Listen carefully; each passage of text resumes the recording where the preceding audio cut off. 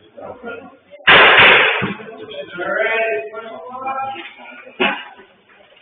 Article 2, to elect by secret ballot the following town officer.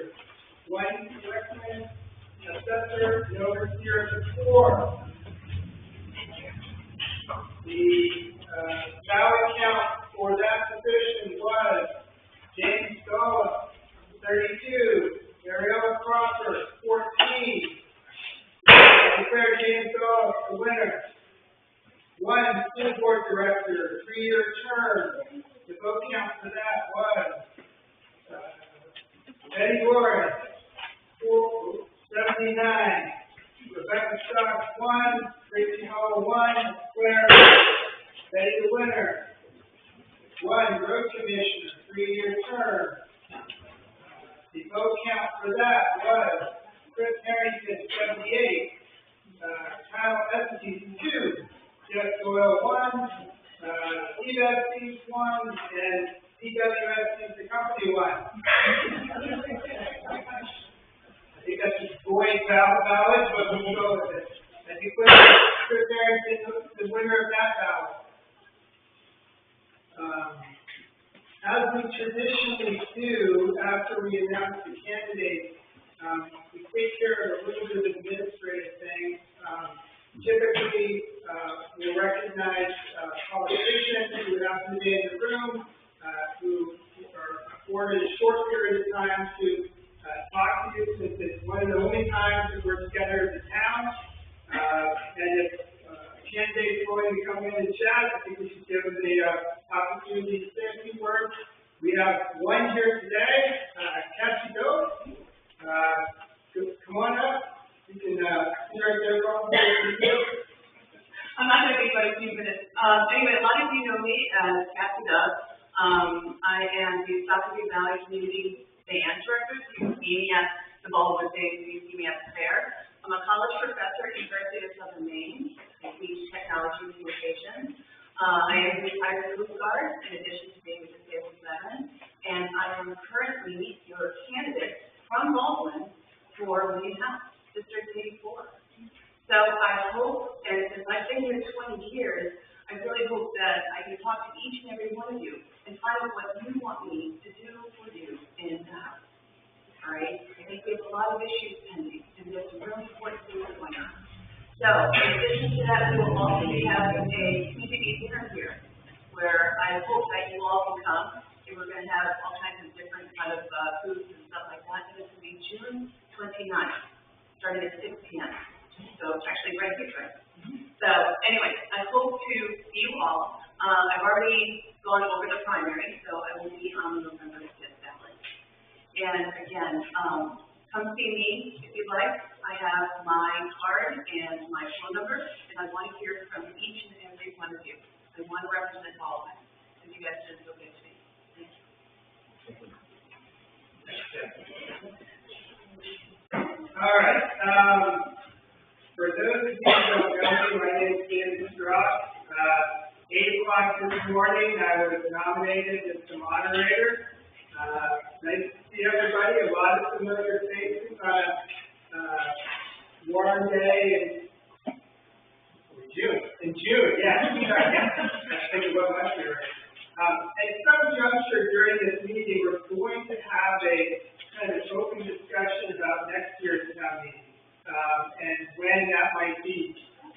There are some benefits to having a town meeting in June. There's some detriment, and I think as a town we should have a conversation about it.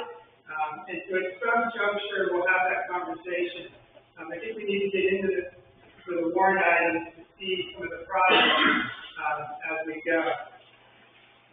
The rules for the town meeting are very simple. We try to use a common sense rule. Everybody has an opportunity to speak. If you want to do something but don't know how to do it, just raise your hand and ask a question. We'll figure out a way to get it done. Try to direct your questions to me. I will try to find the person to answer the question, or somebody will volunteer to ask the question. If you want to change or amend a motion, raise your hand. We'll figure out a way to do it. Whether or not it passes the town is a whole other question.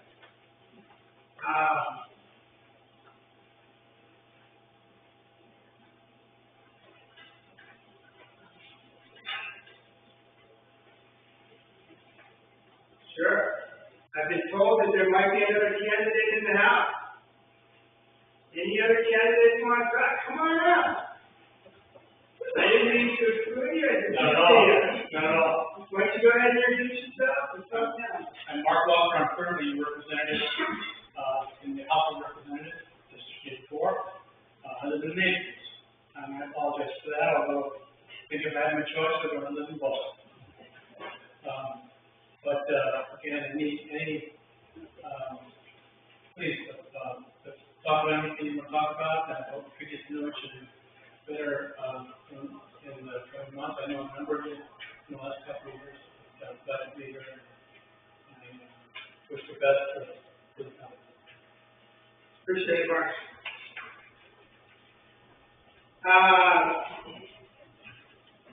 Traditionally, only Baldwin residents get to speak to the town meeting. We obviously make exceptions for politicians no matter what. But if nobody objects, I'd like the authority to recognize folks who might be out of town if they ask to speak. Any objection to that? I appreciate that. If you are from out of town and you do want to speak, just make sure you let me know so we know if you're from out of town. All right. Before we start, the last thing that I like to do is to take a moment to remember the folks that we've lost over the last year. In the book, I think everybody has a book. Oh, if you don't have a book, there's some books outside in the hallway. Feel free to jump up and grab it. But if you have the book, there are 3 remembrances on page 48 and 49. Shirley Milken, Phil Schroeder, and Susan Grapham. And if you look on the page before, you'll see that we lost 34 residents in Baldwin last year. And so that's more than normal from my perspective. But if you all would join me in just taking a moment of silence to remember those who we've lost, and then we'll start up the actual march.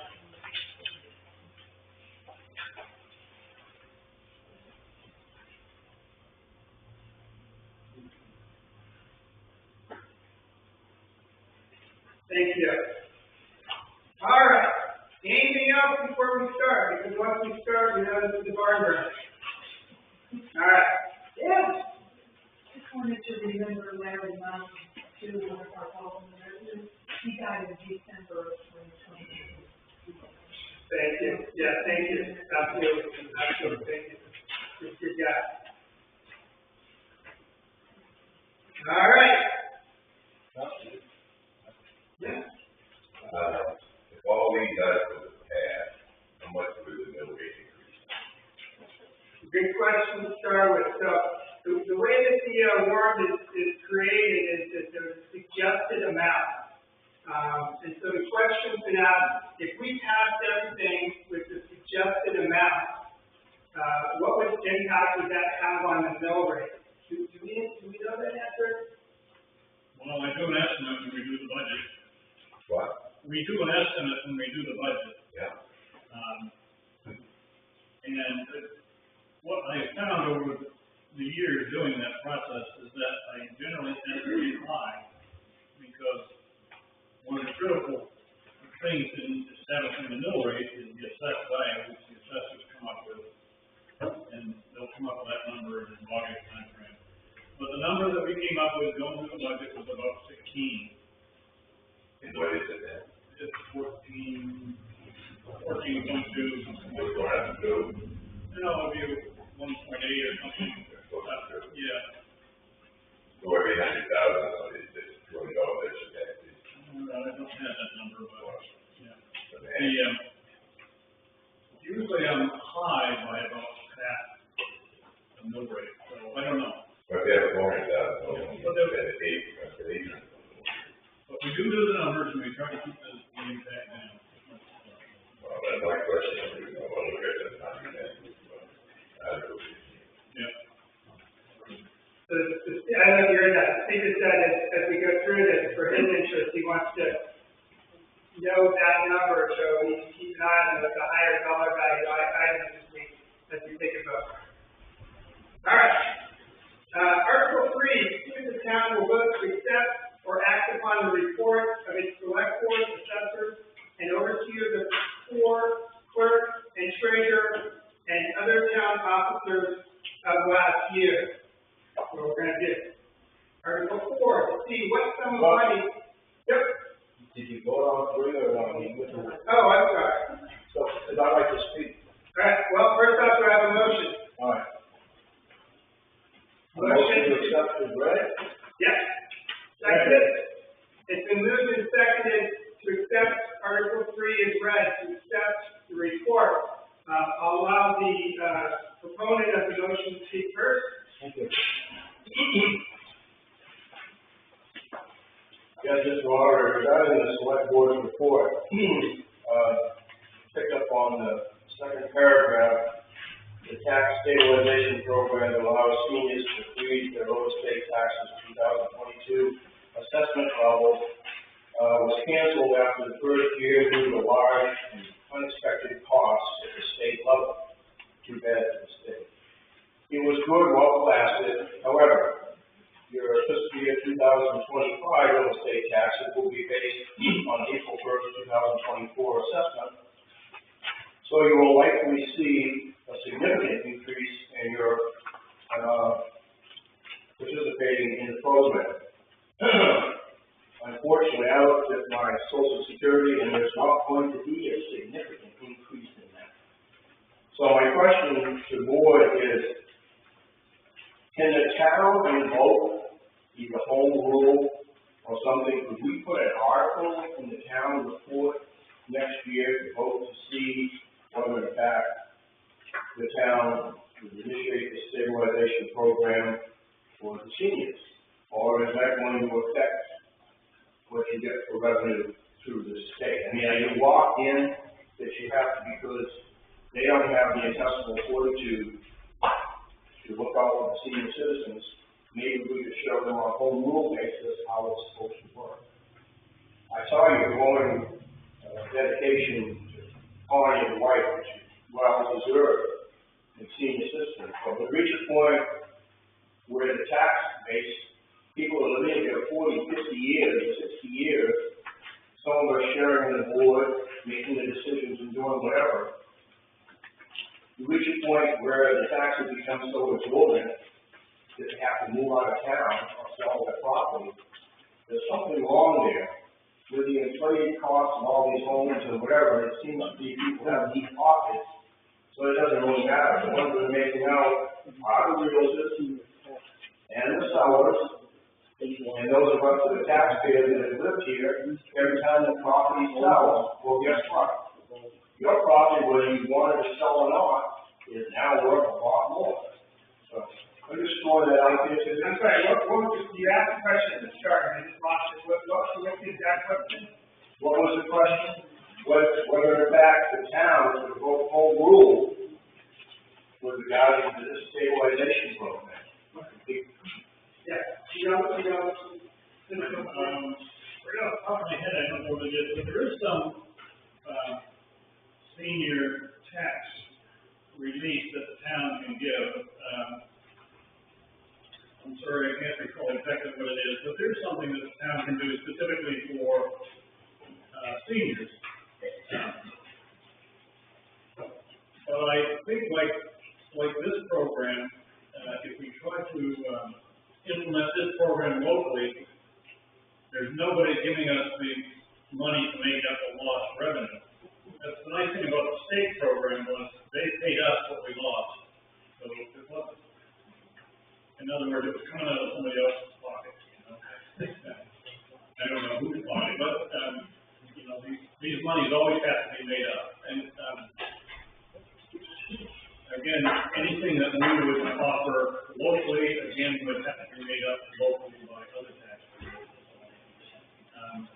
Well, my take on that would be if they are looking at the programs that are available, then the first ones that they should draw, just like income tax or whatever, go to the sellers, go to the real estate people and say, guess what? you need to share a piece of that pie. It's like when I go to get rid of my tires or do whatever, I'll take them home now. No, you won't. We'll still charge you $5 or $10 for the tires, because that's what's in place.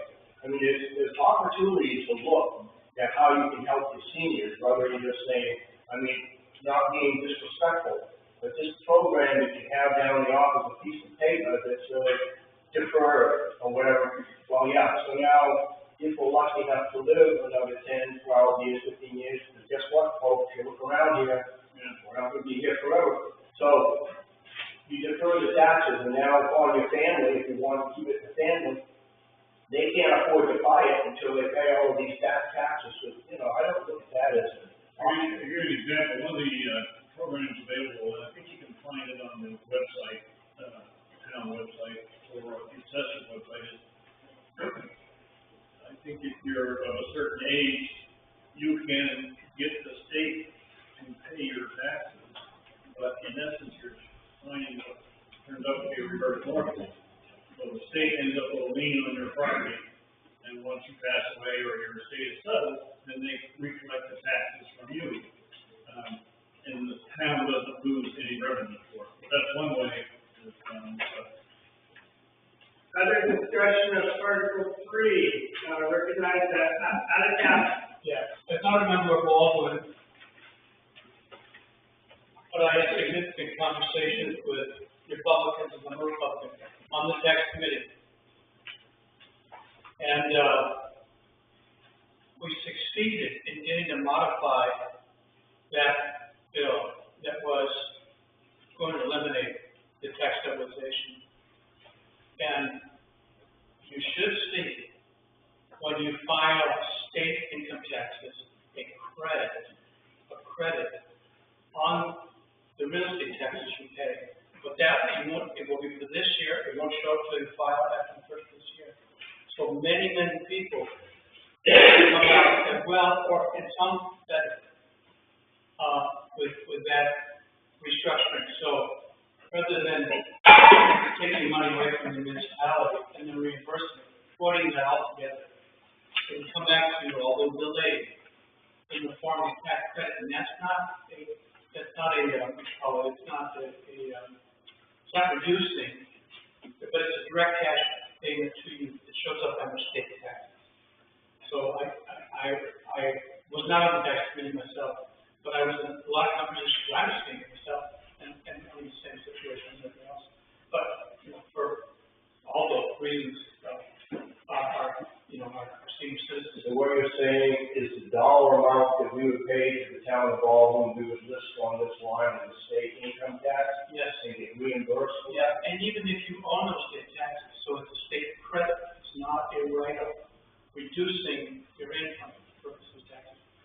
I don't know all the details about that, but I can get you more, okay? So make sure we communicate, and I'll try to get you, jotted into the details on that. But that was quite an effort on the part of the Republicans and the tax committee to at least get that much done, and I feel pretty good. Thank you. Additional comment on Article 3. Thank you. I am a resident of Baldwin. Is there any way you can look at other towns that have addresses, like maybe some of the towns that have older populations, and maybe see what they have done to help these programs? Because I know a lot of people do not file tax report at the end of the year until they hit a certain age, but they would know about that kind of thing. So can we look at another town and see if they've implemented something that doesn't hurt the town but helps our elderly citizens? Select Board says yes. Any other discussion on the motion to Article 3? Hearing none, all those in favor of accepting the report as made in the motion say yes. Yes. All those opposed say no. Vote in the affirmative. Article 4. To see what sum of money the town will vote to raise and appropriate for administrative expenses consisting of legal fees, interest, supplies, office equipment, insurances, workman's compensation, audit, assessing, and operating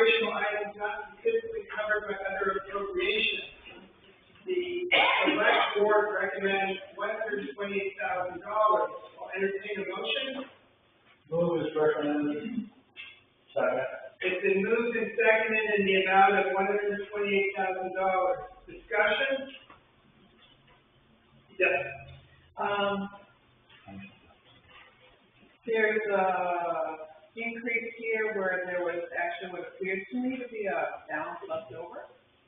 I guess I'd like to hear why there was a CME for 128 if 115 was more than sufficient. Okay, let's start with the basic explanation, and correct me if I'm wrong, Select Board. The FY '24 expenditure will end, on June 30th, 2024.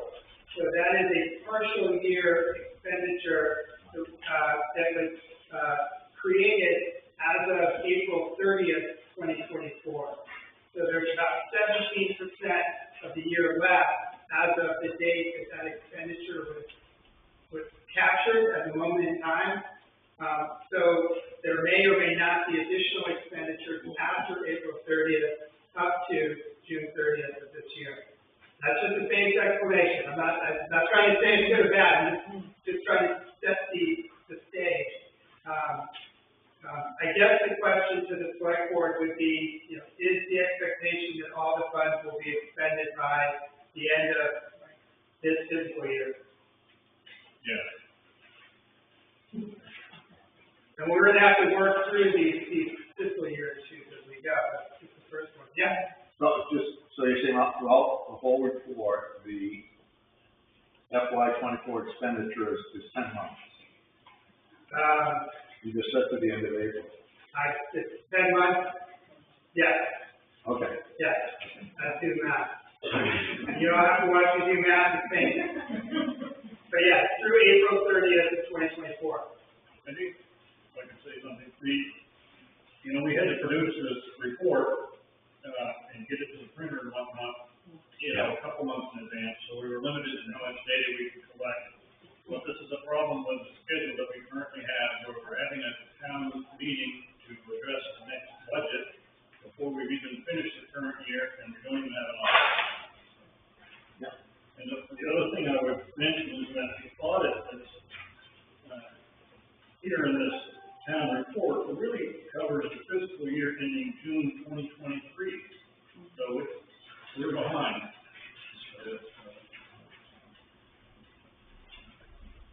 Additional discussion of Article 4. Hearing that, all those in favor of raising and appropriating $128,000 for Article 4 say yes. Yes. All those opposed say no. Vote in the affirmative of $128,000. Article 5, see what sum of money the town will vote to raise and appropriate for building maintenance consisting of building insurance, phone, internet, electricity, alarm system, janitorial wages, and minor operational items and repairs pertaining to the Baldwin Community Center. The Select Board recommends $57,750. I'll entertain a motion. Move the amount recommended. Second. It's been moved and seconded in the amount of $57,750. Discussion. Hearing none, all those in favor of raising and appropriating $57,750 to Article 5 say yes. Yes. All those opposed say no. Vote the affirmative of $57,750. Article 6, to see what hourly rate the town will vote to pay the town officers for the ensuing year. The FY '24 approved rates are as follows. Select Board, annual stipend, chairman, $12,000. Other Select Board members, $10,000. Town clerk, treasurer, tax collector, $28 per hour combined. Road commissioner, $28 per hour. I'll entertain a motion. Accepted, Brad. Second. It's been moved and seconded to continue the FY '24 rate as stated below. Discussion. Mr. Moderator, our town is not necessarily unique, but we are not with our neighbors. Other towns allow, other towns do not require the town clerk to be a resident of town. Baldwin does. I think we're doing well to retain both our road commissioner and our town clerk at the rates we've offered in the past. And I think the $28 amount for Debbie's position is justified. I moderate up in Sebago, and to my knowledge, there are still no counties in the town office. Everybody's out of town people. Now, if they get the position, and they've had some shuffling in there, where they need a very competent town clerk, tax collector type person, they might start poaching, and we need to protect against that. I'm 100% on line with that. Now, did a little research on select board pay. Up in Sebago, they get $3,000 a year, times 5 of them, but they do have the advantage of a town manager. They got a partner on board. I think Cornish is, near as I can tell, yeah, I was looking at the total expenditure plus the Social Security divided by the number of people. Cornish is about 7,500. Parsonsfield, I think, is 8.5 or 9. And, Brownfield's up there pretty in the middle. Now, I see from last year, in last year's Article 6, our select board members were 8,000 and 10,000. Going up to 10 and 12 is a 25% and a 20% rate. I would like to keep an open mind on this. I'd like for you to ask the selectmen what prompted the article to ask for a raise, given the fact that they can't be poached anywhere else because they're stuck here. So I would ask for an explanation. So I think there's two questions. One, to the select board, when's the recollection of it going up to 10 and 12? And then two, do you believe that the justified amount for your position? I'll answer the only one. At town meeting last year, there was a motion from the floor to add $2,000 for each. And it wasn't something that the select board requested. It was raised from the floor, seconded and voted on. So that's why it's not the book. That's right. Okay, I'll sit down and shut up. I'm already saying that. You're not out of order. Further discussion on Article 6. Yes. All of us to look at inflation and we can understand inflation. Additional discussion on Article 6. Hearing none, all those in favor of paying the town officers,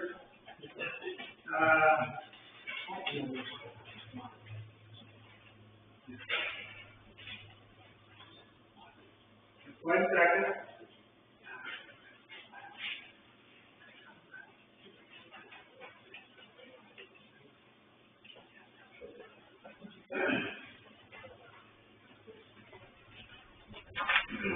Sorry. All those in favor of paying the town officers, as stated in, I can't do it that way, sorry, I figure out how to do this. All those in favor of paying the town officers the following amounts, say yes after I finish the amount. Chairman, 12,000, remaining select board, 10,000, town clerk, treasurer, tax collector, 28, combined, road commissioner, 28 per hour. All those in favor say yes. Yes. All those opposed say no. Vote in the affirmative in the amount stated. Article 7, to see what sum of money the town will vote to raise and appropriate for office compensation for the town clerk's office for the ensuing year. This article includes town clerk wages, assistant clerk wages, ballot clerk and related town share of FICA and Medicare. The select board recommends $108,150. I'll entertain a motion. Move to the amount recommended. It's been moved and seconded in the amount of $108,150. Discussion. Hearing none, all those in favor of raising and appropriating $108,150 for Article 7 say yes. Yes. All those opposed say no. Vote the affirmative, $108,150. Article 8, to see what sum of money the town will vote to raise and appropriate for office compensation, including the select board, town administrative assistant, animal control officer, and code enforcement officer, and the related town share of FICA and Medicare. The select board recommends $120,000 be raised and appropriated. I'll entertain a motion. Move with the amount recommended. It's been moved and seconded in the amount of $120,000. Discussion. You gotta look up there. Hey. That's fine, no. Well, I was waiting down my arm and I'm, I was waiting for something else to happen. It didn't happen. Okay, go ahead. So my question, where it says select board officer compensation, it includes the animal control officer compensation. Is his salary in there, or is this for like insurance and whatever? What do we pay the animal control officer? I don't have the hourly rate in front of me, but, we pay him by the hour. Okay, so we pay by the hour. Yeah. So can we assume that every time we see the vehicle out here, he's had a situation that Well, he just start chit-chatting or whatever? Or he's not being paid while he chit-chats. So then there goes, and he gives a list of the issues that he went to get this dog or cat or rabbit or, I mean, you know what he did throughout the year? Oh, yeah. Okay. Yeah. Good.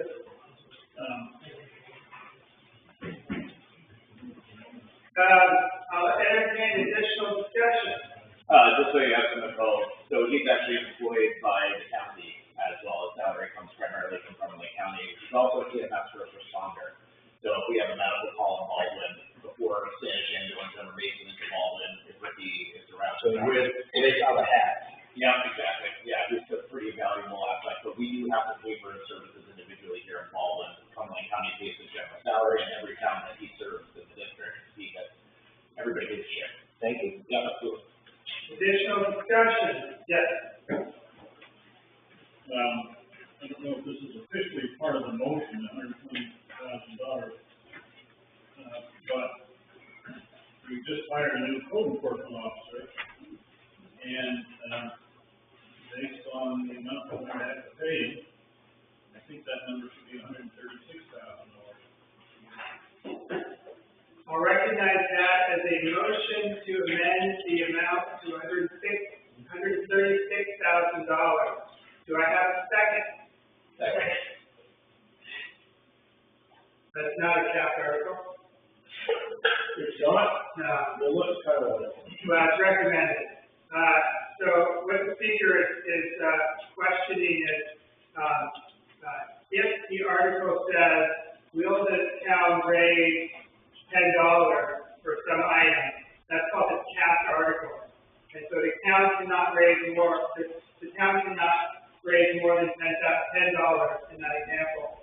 It could raise 9, 7, but it can't go above 10. This article is an open article. It says to see what sum of money the town will vote to raise and appropriate. That's an open article. The recommendation doesn't make it a capped article. So if it was capped at 120, you could not recognize an amendment for 136. Yes. David, I'd like to pass along to the selectmen. The article could be written better. It should say, to see if the town will raise appropriate or whatever, X $1,000. The other form is to see what sum. And this does not follow that formula. I think MRSA 2523 requires you to handle it either way. Again, it could be clarified. I think it's relatively clear what it means today, so I won't belabor it. But I would ask that the article be written down next year. Understood. We can talk about what that line difference is. Yeah, no, I think that's a discussion for a select board meeting to, make sure we do this as best we can. I'd be glad to prove it.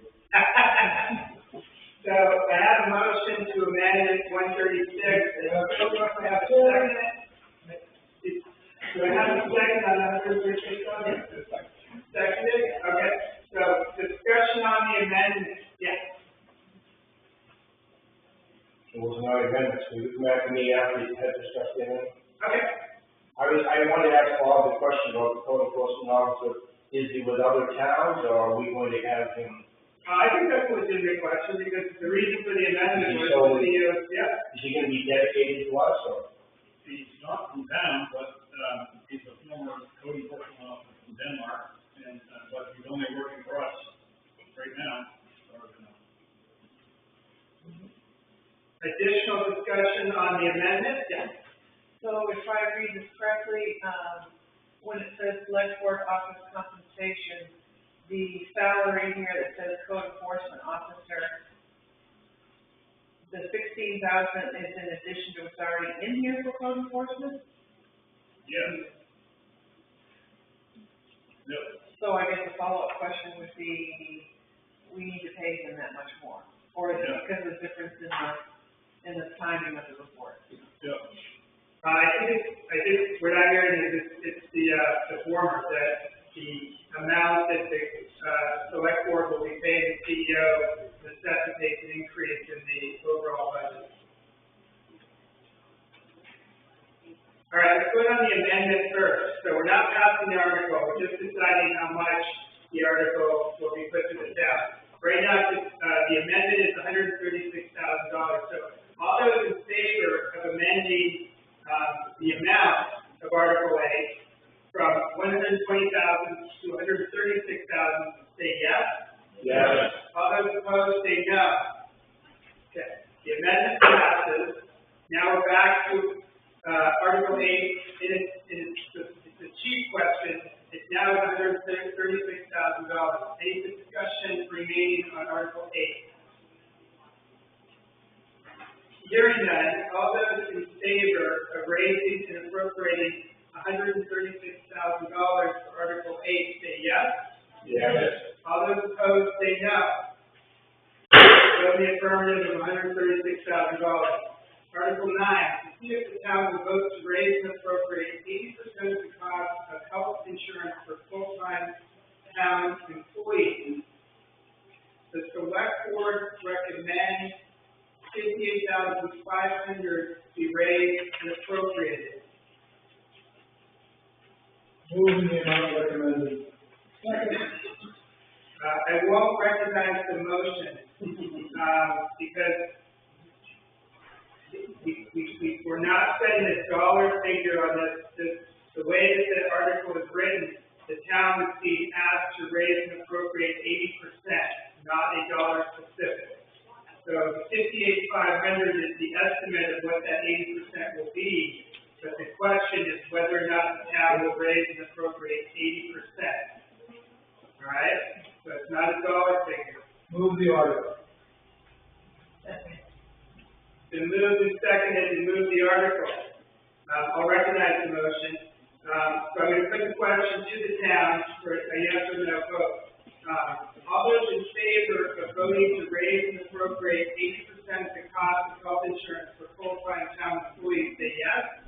Yes. All those opposed say no. Right, it's just, I can't recognize it because if they move the question, there's no That's chance. fine. I think you should have my arm for the rest. Ed? How many employees take advantage of it? Yes, go ahead. Yes. 5. The expectation is 5.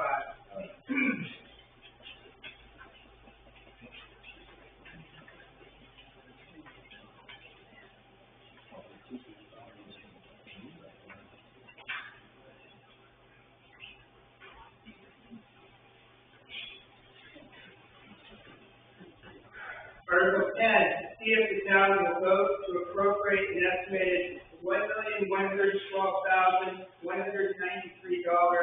from the non-property tax revenues to reduce the tax commitment. The select board recommends passage of this article. I entertain a motion. Move the article. Second. I'll recognize that as a move the article as read.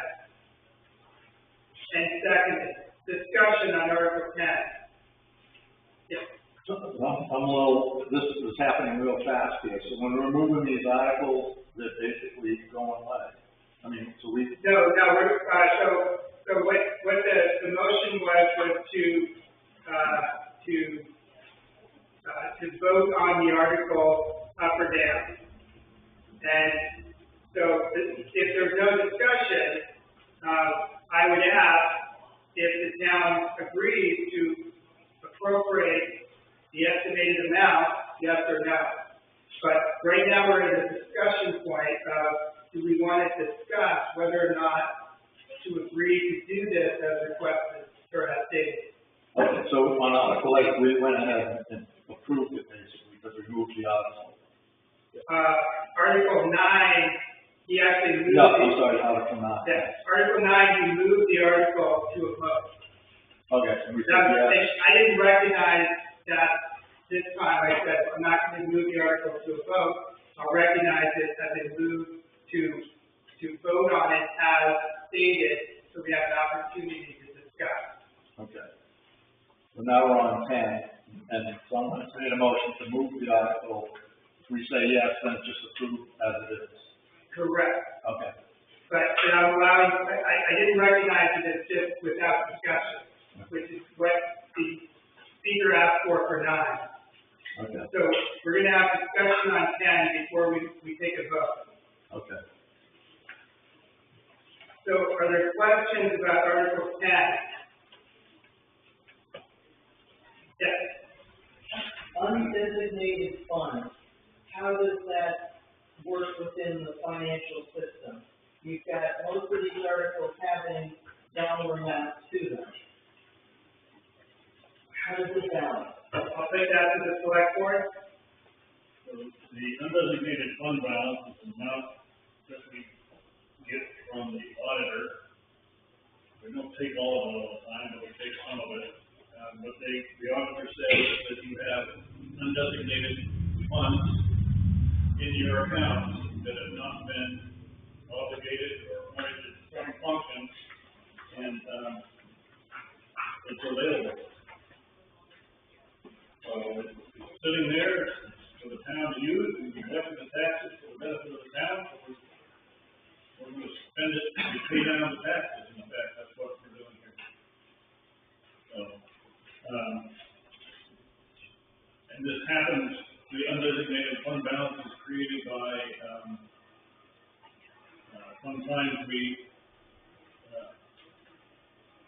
vote to spend money and it doesn't get spent. Sometimes the article is approved at slightly more than gets spent. Sometimes we get more money from the state than we expect. Very cool. So, yeah. And so this is available as a process of looking through the town budget and saying, okay, we've got some money here that's available.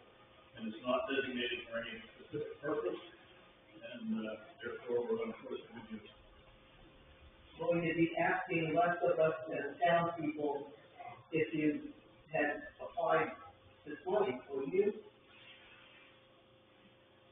The tax increase is making it difficult for some people to stay here. I'm just trying to think in the larger, how we work our money, that category.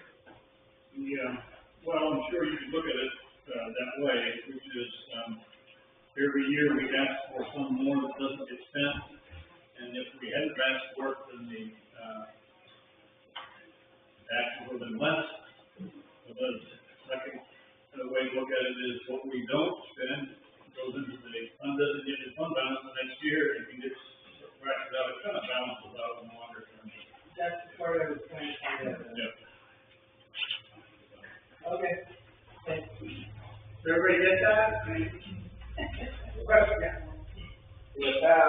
conversation when we had the town report. Some of these were separate articles, and I think you consolidated them all together.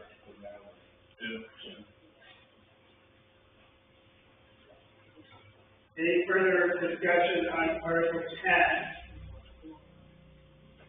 Hearing none, all those in favor of appropriating the estimated $1,112,193 to reduce the tax commitment, say yes. Yes. All those opposed, say no.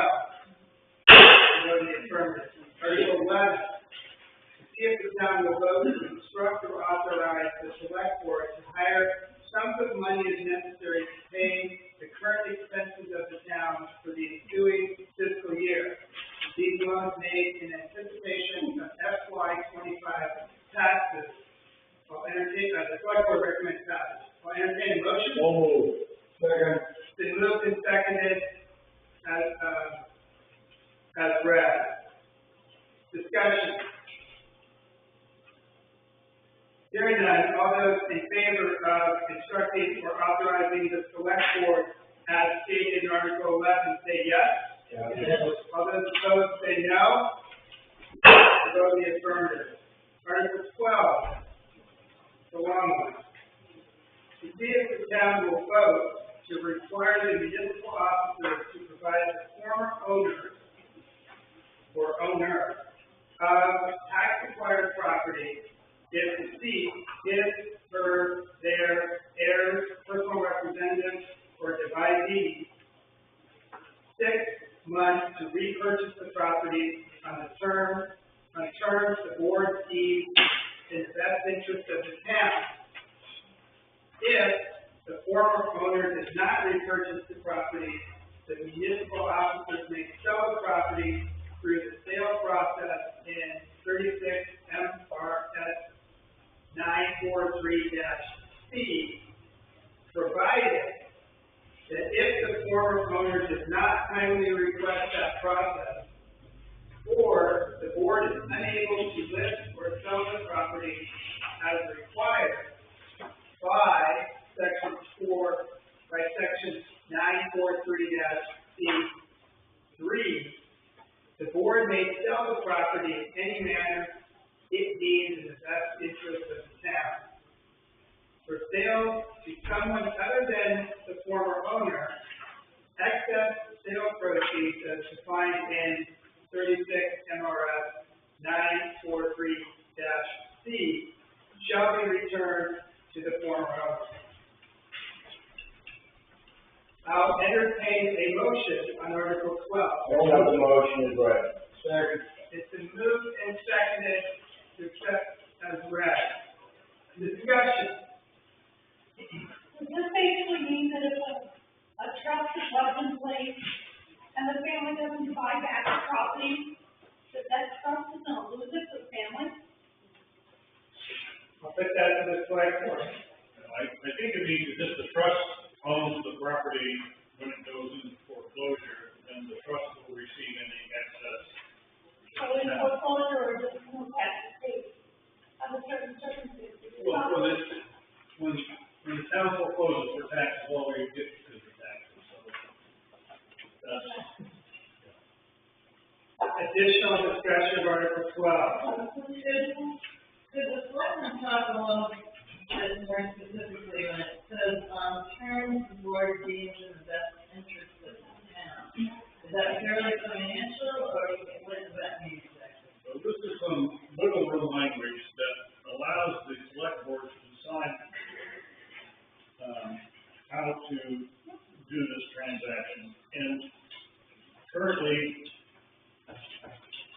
when we foreclose on property, we can decide to abate taxes, come up with some kind of terms that actually collect all the taxes. There's a little bit of management that the select board has to be able to come up with a solution.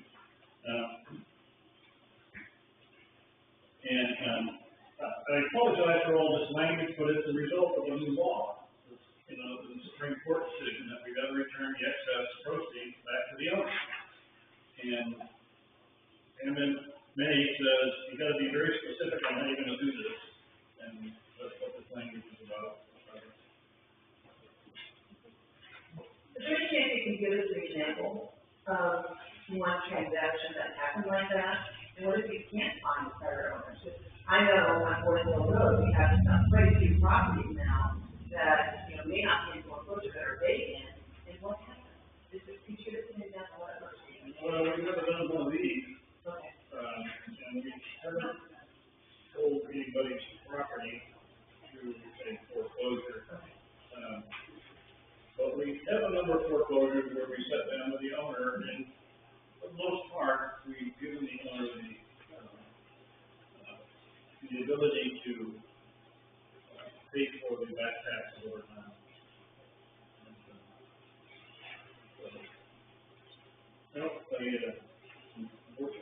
Unfortunately, we haven't done one of it.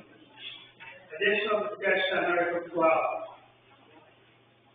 Hearing none, all those in favor of requiring the municipal officers to handle tax-acquired property as stated in Article 12, say yes. Yes. All those opposed, say no. Vote in the affirmative as read. Article 13, see if the town will vote to authorize the tax collector to charge and collect interest at a rate of 7% per annum on all unpaid taxes or part thereof, and establish property tax due dates of 2 October 24 and 1 April 25 for 2 equal payments. Interest will begin accruing the day after these due dates. The select board recommends passage of this article. Will entertain a motion? Move the article. Second. Recognize that it's moved as read and seconded. Discussion. Hearing none, all those in favor of authorizing the tax collector as stated in Article 13 say yes. Yes. All those opposed say no. Vote the affirmative. Article 14. See if the town will vote to set the rate of interest paid on overpayment of taxes at 3% per annum, up to 4% below the per annum rate charged on unpaid taxes, in accordance with 36 MRSA Section 506A. The select board recommends passage. I'll entertain a motion. Move as read. It's been moved and seconded as read. Discussion.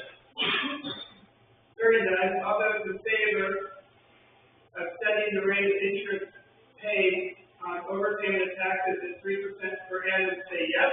Yes. All those opposed say no. Vote in the affirmative, 3%. Article 15, see if the town will vote to authorize the select board to dispose of town-owned personal property under such terms and conditions as they deem advisable. Bid process to be used when deemed advisable. The select board recommends passage of this article. I'll entertain a motion. Move the article. Second. It's been moved and seconded to move the article as read. Discussion. Hearing none, all those in favor of authorizing the select board to dispose of town-owned personal property under such terms and conditions as they deem advisable say yes. Yes. All those opposed say no. Vote the affirmative. Article 16, see if the town will vote to authorize the tax collector to accept prepayment of taxes not yet committed and pay no 0% interest in accordance with 36 MRSA Section 506. The selectmen recommend passage of this article. I'll entertain a motion. Move as read. It's been moved and seconded to move it as it was read. Discussion on Article 16. Hearing none, all those in favor of authorizing the tax collector as stated in Article 16 say yes. Yes. All those opposed say no. Vote in the affirmative. Article 17, see if the town will vote to direct the tax collector / treasurer to apply any tax payments received for any real property tax to outstanding or delinquent taxes owed and in chronological order, beginning with the unpaid tax bill in accordance with 36 MRSA Section 906. The select board recommends passage of this article. I'll entertain a motion. Move as read. Second. It's been moved and seconded as read. Discussion. Hearing none, all those in favor of directing the tax collector / treasurer as stated in Article 17, say yes. Yes. All those opposed, say no. The vote in the affirmative. Article 18, see if the town will vote to pay for tax abatement and applicable interest rate granted for FY 25 from overlay. Any balance not spent on tax abatement to be credited to the tax stabilization reserve account. The select board assessor are authorized to raise overlay under 36 MRSA Section 710.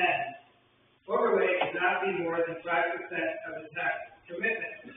The select board recommends passage of this article. I'll entertain a motion. That's as read. Second. The move and seconded as read. Discussion on Article 18. Hearing none, all those in favor of voting to pay for tax abatements and applicable interest granted during FY 25 from overlay as stated in Article 18, say yes. Yes. All those opposed, say no. Vote in the affirmative. Article 19. I did not plan to read all the charts. But we'll give you a second to make sure you have a chance to read. To see if the town will vote to raise and appropriate the sum of $114,265.46 to cover the overdraft in the FY 23 budget. The estimated overdrafts are stated below. The select board recommends passage of this article. I'll entertain a motion. Move the article. It's been moved and seconded to accept the article as read. Discussion. Yes. Yeah, not being mean about it, I'm trying to be understanding that there's quite a few of these. Just wondering if there's any specific cause for this name? What might have caused that, or is it just? Yeah. I'll put that to the select board. I will note, the FY 23 budget is not a typo. So these are overdrafts that were incurred between 7/1/22 and 6/30/23. So these are overdrafts of the prior year. So to the select board, is there, the question from the speaker was, there appears to be a significant number of overdrafts. Is there any particular reason for these? Specific reason, but generally speaking, our civilian operations and expenses have to do with, expenses, I think, related to fuel, for a large part of it, and there were some repairs that we had to do. Right now, waste operations is really just it's a billing issue. When we were billed earlier by Tri-Town, it was actually billed in excess of a year issue. So that one really, technically, we've got to account for it, but it's not really an overdraft per se. We're square with Tri-Town, always have been. The summer roads. Can you speak to that one?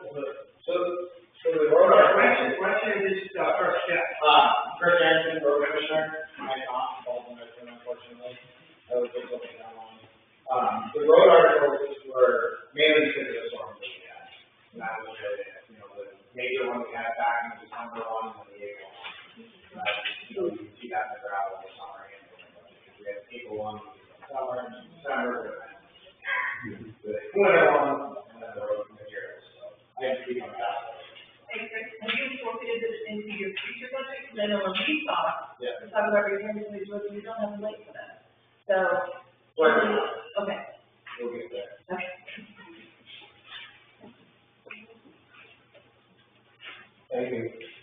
Additional discussion of Article 19.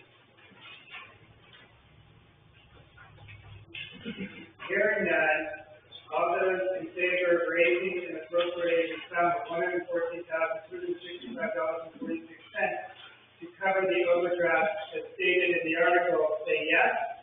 Yes. All those opposed, say no. Vote in the affirmative. Article 20.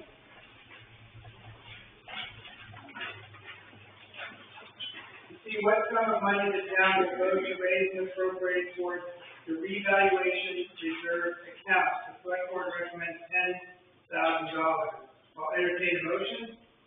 So moved. It's been moved and seconded in the amount of $10,000. Discussion. I asked the question, when was the last revaluation? It was approximately 2021. It has to be done every 10 years. Yeah, those are fun. Right. Just to give you some perspective. Seeing no further discussion on Article 20, all those in favor of raising and appropriating $10,000 for the revaluation reserve account say yes. Yes. All those opposed say no. Vote in affirmative $10,000. Article 21. See if the town will vote to raise and appropriate the sum of $148,400 for its tri-town waste operation. The select board recommends passage of this article. I'll entertain a motion. Move as recommended. It's been moved and seconded in the amount of $148,400. Discussion. Mr. Moderator, I think the boys over at the transfer station are good boys and they do a good job and they're always pretty busy. However, I see a lot of vehicles come in without a sticker, either on the front or the rear window. I know, as I say, I know they got stuff to do, and I know they probably would rather not get into the peeing contest that might ensue if they try to turn somebody around. But I suspect we pay by the town of our town. I suspect we're subsidizing some folks who are not contributing into the kitty. I know one of our selectmen is probably a member of the tri-town board. All three, all right. I'd like to have it brought up at the board that periodically somebody go over there with a big stick and a hammer or something and turn people around. Not every time, but just to get the word out that we're not kidding. What is it, about 30 cents a pound? It varies. Yeah, it varies. But again, I don't see why we ought to be subsidizing these other towns. I will say that this is an item of discussion at just about every tri-town meeting. And the crew that work there do their best to make sure that the people who come have the proper sticker. There are, you might be aware that Parsonsfield now is authorized to bring some things in, but they pay over the scale, so they're actually helping to make us money. I will say I've never seen them turn anybody around. Well, I don't know about that, but I do know that they have discussions with people, and I do know right now, I think new stickers are being issued for the people that have expired stickers. It's a constant battle. Yep. Additional discussion of Article 21. I think the dicey part about that is the fact that city in New Hampshire, because I've seen New Hampshire cars come in there too, so people who have a camp or cottage or house up on Stanley and they're in New Hampshire, my only thought would be with that, we're getting kind of late in the season for the school thing, but lots of times these kids have to have a community project to do whatever. If you would commission a couple high school kids down there, all you need is somebody to represent with wages, sticker, this or that. Do it a couple of weekends in a row, they go, ooh, they're checking stickers. That at least puts a mindset that, well, yeah, don't worry, they'll be able to check. When does the current sticker expire? June 30th. So June thirtieth of this year, your sticker will expire so the orange one, I believe, expires, and the blue one is the one you need going forward. And they're now available in the town clerk's office. Don't rush the up. Seeing no further discussion, all those in favor of raising and appropriating the sum of $148,400 for Article 21 say yes. Yes. All those opposed say no. So the affirmative is $148,400.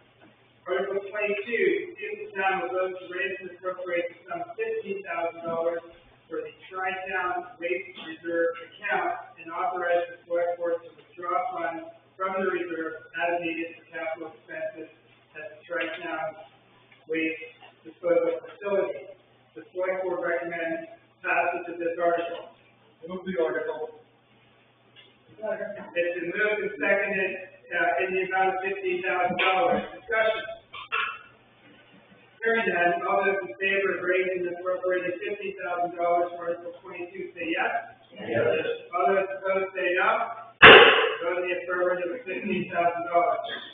Before we get into the recreational cemetery article, I want to recognize Bob Flint, from the select board, to make a short statement.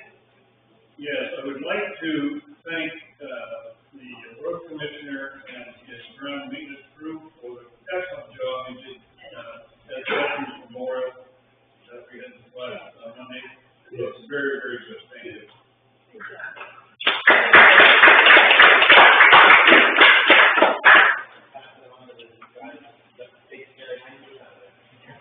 That's fine?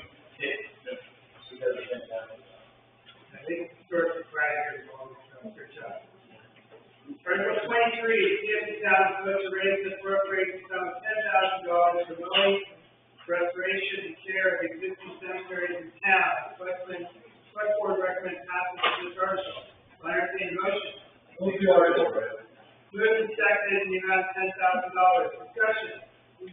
Hearing none, all those in favor of raising and appropriating $10,000 for Article 23 say yes. Yes. All those opposed say no.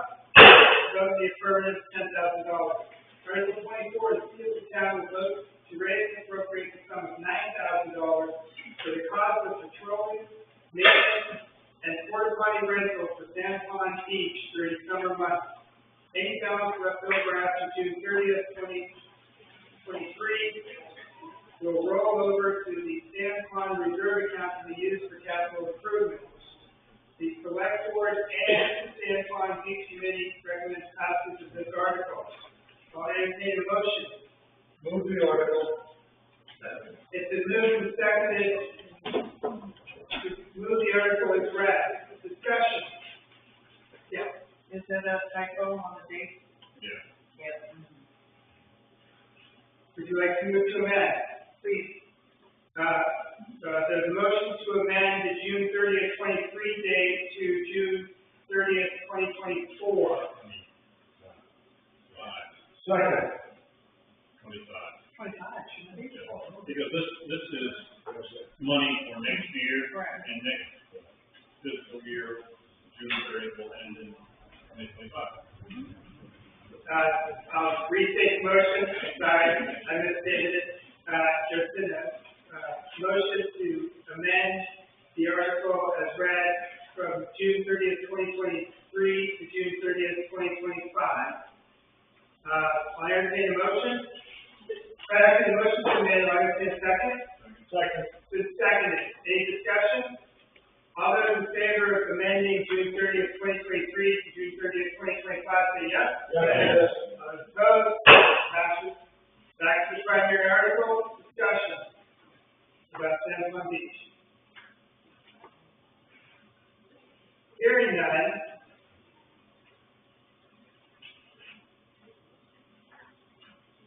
All those in favor of raising and appropriating $9,000 for patrolling, maintenance, and porta potty rental for San Juan Beach, and rolling over the balance on June 30th, 2025, say yes. Yes. All those opposed say no. Vote in the affirmative.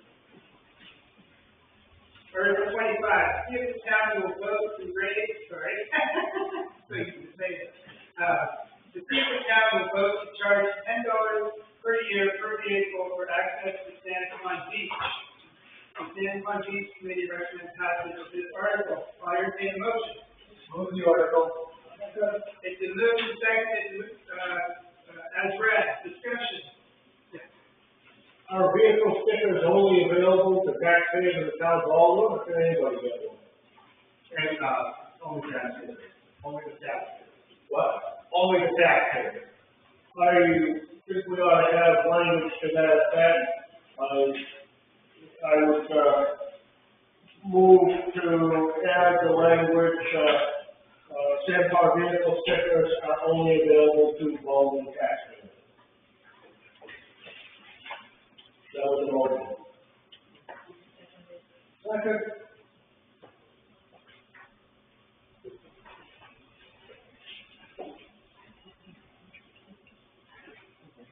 It's been moved and seconded to amend Article 25 to include the sentence that San Juan stickers are only available to Baldwin taxpayers. Discussion. Does that mean a renter cannot get stickers? If they're renting, they're not paying property tax, I would be paying it. So can my renter get a sticker? Give me a second here.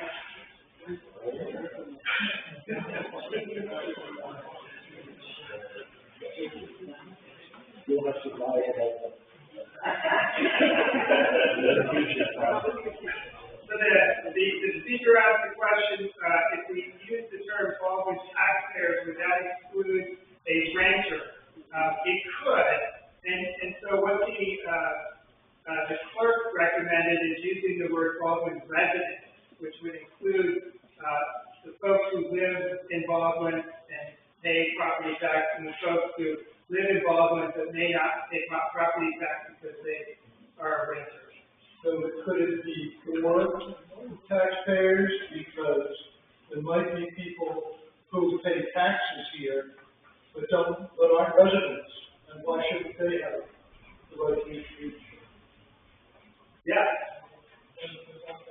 Further discussion of the amendment, I may recognize an additional amendment in a second. So essentially, if you have a renter and you own your property, you have a renter, do they come in with like a electricity bill or something, and then they choose to use that they're living there?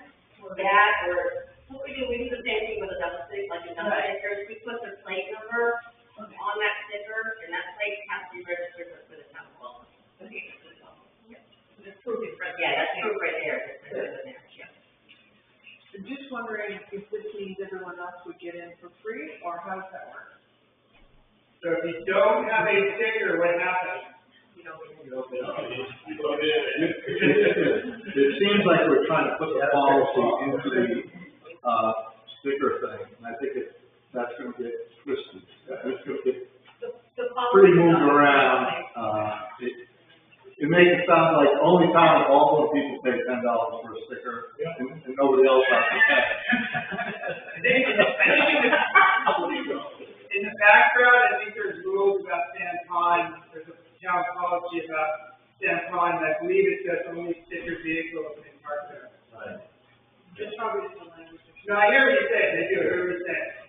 Yes. So my question was, going to San Juan, if you're swimming, or you're taking a kayak, you're using a boat ramp, if you pay $10 for you swim, or when you float on. The boat ramp, you don't have to, because it's safe. I usually give it if you need money. Now, I just didn't know the clarification, whether a boat or swimming. Right. The boat ramp is considered state property, so you don't need one. We'll get you $10. I'll ask the proponent of the amendment, would you like to modify your amendment to say taxpayers or residents? I believe indeed that's what I said, yes. Okay, and there's a second, which the person who seconded, like the second second. So the amendment is to add the sentence, San Juan stickers are only available to Baldwin taxpayers or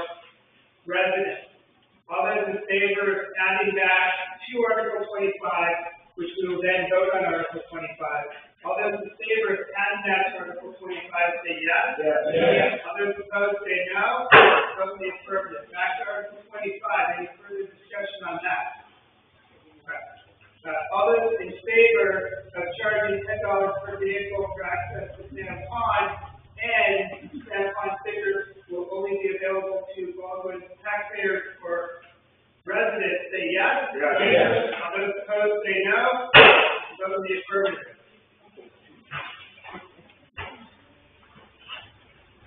Article 26, sorry. To see if the town will vote to dedicate all the San Juan sticker fees to the San Juan Reserve Account for tax. I'll entertain a motion. That's right. It's been moved and seconded as read. Discussion. I haven't seen a mention of the swim lessons. Is that funded through these fees, or is that a whole separate deal? It's separate. Separate? So that was, page 55 is the San Juan report last year. We had a successful swim program. This year, I got numbers with Steve Zach, yesterday, 50 children are registered for swimming lessons, 17 of them being from Baldwin. And that'll start off next month. So it's done through that fee, right? Through soccer, right? Yep. Hearing no further discussion, all those in favor of dedicating the San Juan sticker fees to the San Juan Reserve Account, say yes. Yes. All those opposed, say no.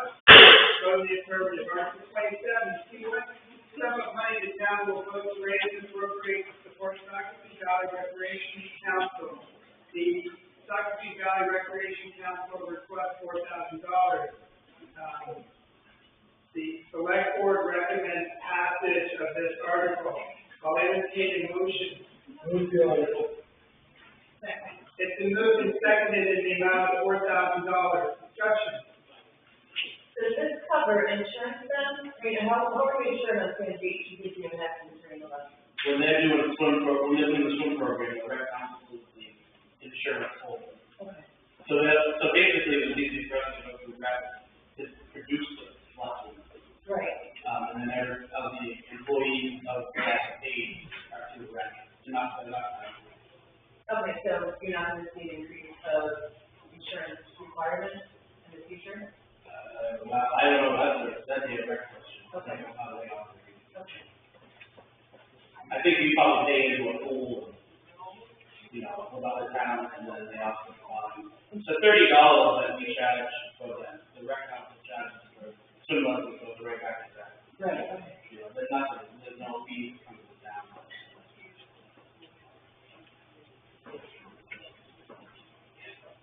Seeing no further discussion of Article 27, all those in favor of raising and appropriating $4,000 for Article 27, say yes. Yes. All those opposed, say no. Vote in the affirmative, $4,000. Article 28, see if the town will vote to dedicate all the snowmobile registration fees to the Baldwin Snowmobile Club. The request is 100%, and that's what the article is. I'll entertain a motion. Yeah. It's been moved and seconded as read. Discussion. Yes. Is there an equivalent, for ATV fees? Where do those go? Do they just disappear or? Did you say, is there anything for ATVs? Yeah. I don't, well, first off, with that, the Baldwin Snowmobile Club, they also cover ATV trails. That's what I was thinking, so wouldn't the article include both? Well, maybe that's the question. ATV is our church. So the ATV is used for trails? But they have their own separate accounts, because there's no public involved. So, I would have been, since the snowmobile club is doing that work anyway, I would recommend, the article be changed to snowmobile registration and ATV registration. But, David, do those not go to the state? Let's find out together. So ATV registration, Or that's something that We only get refunded from the state for snowmobile registration. We get nothing back for the EV. Oh. found out yesterday, yeah. Yep. Further discussion on partial planning?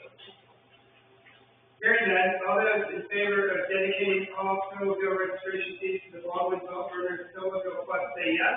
Yes. All those opposed say no. So the affirmative of 100%. Article 29, Steve, what's up with my, sorry, Steve? Yeah, so, before we get into the protection article, I will recognize, Steve Sanders. Introduce yourself to those people who don't know you. Hi there, I'll stand in front, we don't have to turn your necks. So, I'm Steve Sanders, I've been the fire chief in the town of Baldwin since, roughly April 23. And it's been an honor really to serve you guys and to work with the rest of the people on the fire department because it's full of some really wonderful people who know a lot of the line to inherit all the others. So I just wanted to talk a little bit, and I'm hoping this actually kind of sets a little bit of a precedent too. You should, at least as a townsperson, so I have a funny balance here because I do live in Baldwin. So I'm a townsperson, pay taxes, but I'm also the head of a department that requires tax money to, keep going. So I try to always keep a pretty delicate balance with that in mind. And I hope this kind of sets a precedent because I think all of us in the town deserve to hear from the individual department heads that are requesting our tax money spent. That being said, I know most of your faces, not all of them. So for the people who don't know me, I've been in the fire service roughly since 2004 as a junior in New York, where I'm originally from. I'm a career professional firefighter in the city of Westbrook, where we run 5,500 calls a year. And I live and breathe the fire service. I absolutely love the stuff, and I feel like if there's one thing I can give community service-wise to my town, it would be my passion as a police fireman. The things that I don't want to take too much time, but I think there's been a lot of changes since the last budget that I created, which was I had about 3 weeks to create it, and then this budget, which I've had a whole year to work on, and kind of what you're getting for it, so that when you're going through these protection articles. I noticed a lot of people ask a lot of questions, we have a lot of discussion. This stuff is also, just to kind of make you all aware, we have a lot of selectmen meetings every week.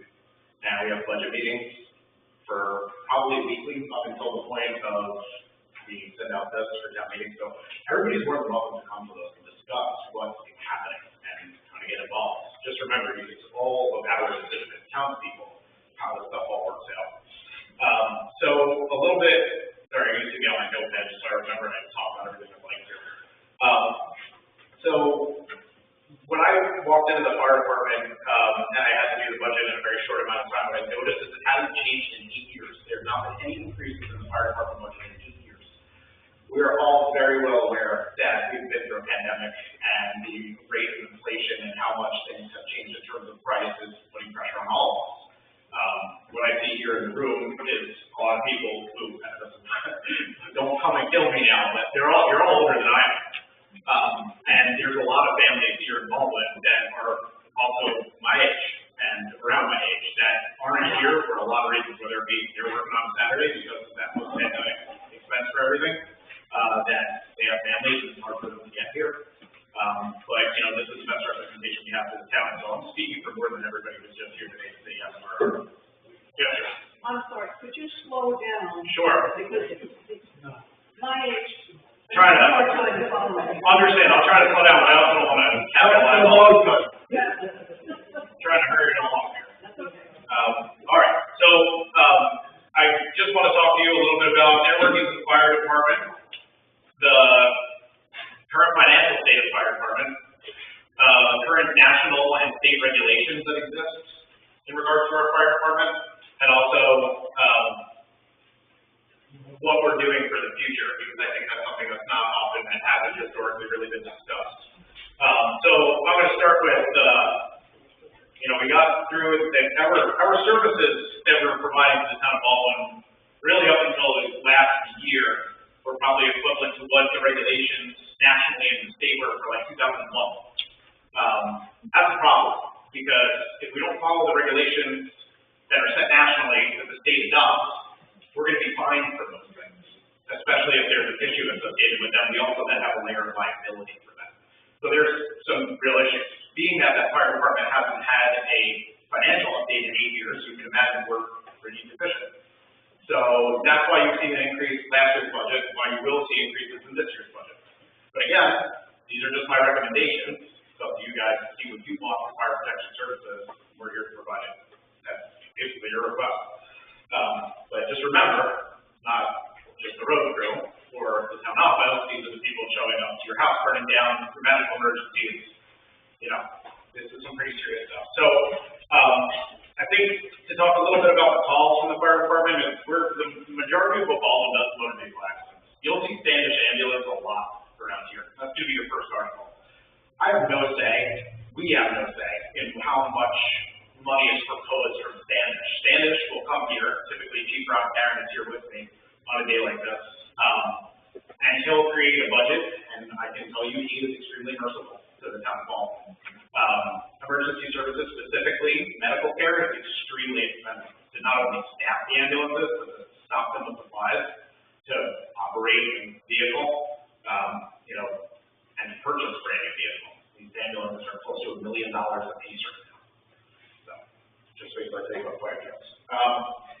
The other majority would be mutual aid. If we go to other towns to help them with their fires, they come to us to help us with our fires, with their car accidents, with their service calls. Service calls can be anything from a flooded elevator in the library to a person who's locked out of their house. And we'll open up your house for you with us. So we've had a pretty significant increase this year in structure fires. We actually went to more house fires this year than I think we have since there is good recorded history of it in the town of Baldwin. That's in this town and mutual aid. We've got higher on Cornish, Standish, we're almost requested for Raymond, just not too long ago where they had 5 burning buildings burned down at once. So we've progressively added about 5 calls at a minimum per year, every year. This year we ran about 165 to 167 calls, which is the highest we've had. Yep. I don't want to be mean about this. I think you're preaching to the choir, because we have 49 other articles we have to do here. We always support the fire company. I noticed the budget here, all I was going to do was ask a question in terms of under the hose testing, $2,800. I used to be on the market, and I just wondered how you did it now versus how we did it. So I'm not here for support, actually. I appreciate that very much, but I'm not here for support. I'm actually here to provide a little bit of insight to something that not everybody else might know what you do. So in that case, we can at least show that people have nothing to understand, don't even know what hose testing is or how to do it. I just thought in terms of these articles, if you thought we would vote them down if we didn't. I don't. I just think you should vote them with the most knowledge walking into it that you can. We don't want our house to burn down either. I don't either. Yep. May I ask why you cannot, put an article in the town report? An article? Yeah. You mean like a report? Because I'd rather speak to you in person. I'm a person that likes to see stuff written down. Okay. And when you just sit up there and go, to me, it's much better to sit there and see what's written down and what you're asking for. Understood. You can take your money off, you can talk all you want, but you're just throwing figures at us. If we can see it in writing, much better. More than welcome to show up to the department anytime and request any records, which I'm also here to kind of advocate for as well. I want to see that you can come in and pick up whatever record you'd like to see. We actually even have some listed right there that'll help you kind of understand the breakdown of financially why this is happening. So if you want figures, Why didn't you pass them out? they're right here for you to print. Why didn't you come through and pass them out instead of, telling us now? So if you all, if you all want information about expenditures, there's 3 handouts. Nothing mentioned in that. I probably should mention it at the start of the meeting, put them out, right before the meeting started. But they're there, so if to Gary's point, if you have questions before you vote about a particular article, once we've done, we'll take a minute, give anybody an opportunity to watch them. I think they're just looking outside and seeing sunshine and thinking, we gotta move this along, so. Understood. A couple more minutes and we'll move on. Not a problem at all. I'm just gonna get to the real meat and potatoes of it. Your fire department is in trouble. We are currently not within BLS regulations. BLS is the Bureau of Labor Standards, for those who don't know. They adopt whatever rule they want to out of the NFPA, which is the National Law Enforcement Fire Department. Our stations have served us well for 75 years, and they are extremely efficient, and every time we get inspected, we're charged thousands of dollars of your tax money. That comes out of the UBF or the fire department fund. That's the problem. A new station, we sat down and had a lot of talks about it, it's $3 million. I can never expect the tax burden that I really wouldn't want to pay $3 million of my taxes for something like that to happen. There's two ways that it can happen. You either bond it, meaning take out a loan, or we get federal grant money. Federal grant money runs us into one of the other issues that the fire department has and why we're requesting more funding. We need staff to help us write grants. You need very detailed fire reports. You need to present them to the national boards, anything that's providing grant money. And that's still, you're asking for $3 million. I've created a bunch of CIPs, capital investment plans, for how we're going to actually put money aside for future purchases. There's not one in there for a station because you won't see one until, forever. So, a lot of the increases that you're seeing are actually going to have to kind of work out some way to do that. I have to be honest with you, I think it's a little above me, just as fire chief, to say, here we have a $3 million problem, but I'm going to request tax money for you guys to do it. So I'd like to see, you're going to basically, I'm up here to tell you, you continue to see increases. It hurts me. I have to work hard for my family. I have a baby. It's tough. I pay a lot of taxes, and I'm only going to pay more taxes in order to at least see the fire protection increase in this town. But the problem is, when my 2-year-old chokes and I'm not home from the fire department, I need somebody to show up quickly and make sure that problem's solved regardless. So those are your biggest issues and why we're asking for money. Yep. From the state level and the national level, everybody's in the same boat. Yep. You're watching on television, and they're coming back with all these mandates, and people are saying, if the training is only available during the week, and the firefighter is at his designated job or second job, how is he supposed to do this? So we started many years ago, we were asking that the state or whoever look at a small town with a small fire company and cut us a little slack. But I don't know where that is with the state and they.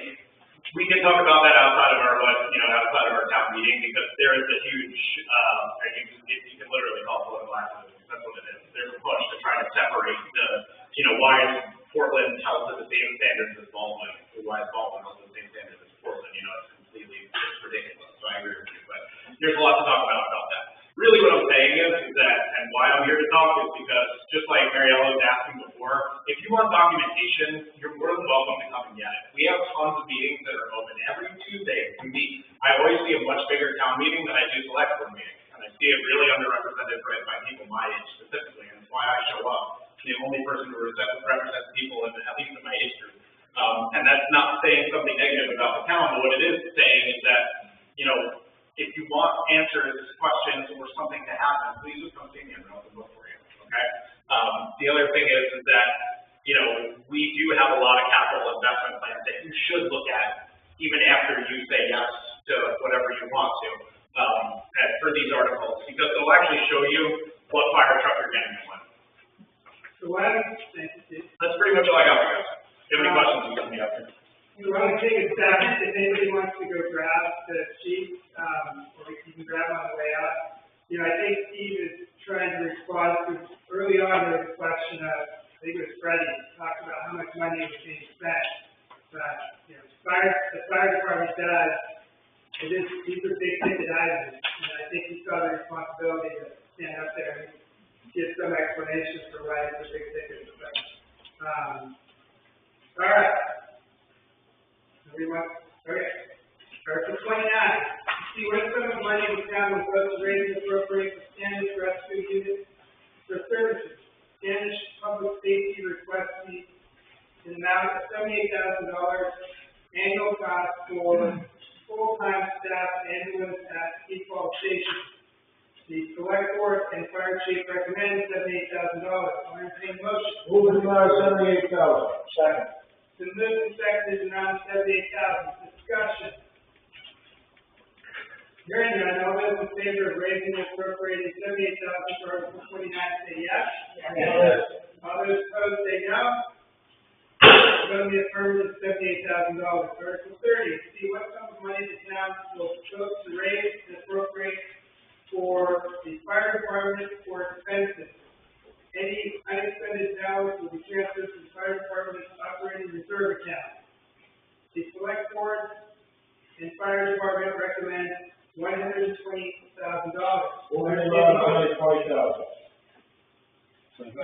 It's been moved and seconded in the amount of $120,000. Discussion. Unfortunately, this has become a perennial question of mine. Long ago, when I was purchasing my land here in Maine, there was a barn there that burned to the ground. Many fire departments are here to attend to that. My recent history with the fire department has been, after my contractor put in a dry hydrant on the pond he had built, I don't know if it was requested by the fire department to do this or not, but it was there. And it was well tended, although on occasion, the fire department backflowed dirty water into the pond.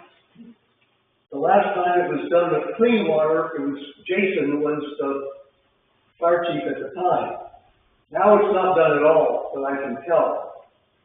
I think since the fire hydrant is there for that part of Baldwin, it deserves to be properly flushed with clean water on a regular basis. This hasn't been done now for several years. That's my concern with the fire department. I like it to be minimal, just as it is. I don't want to fire.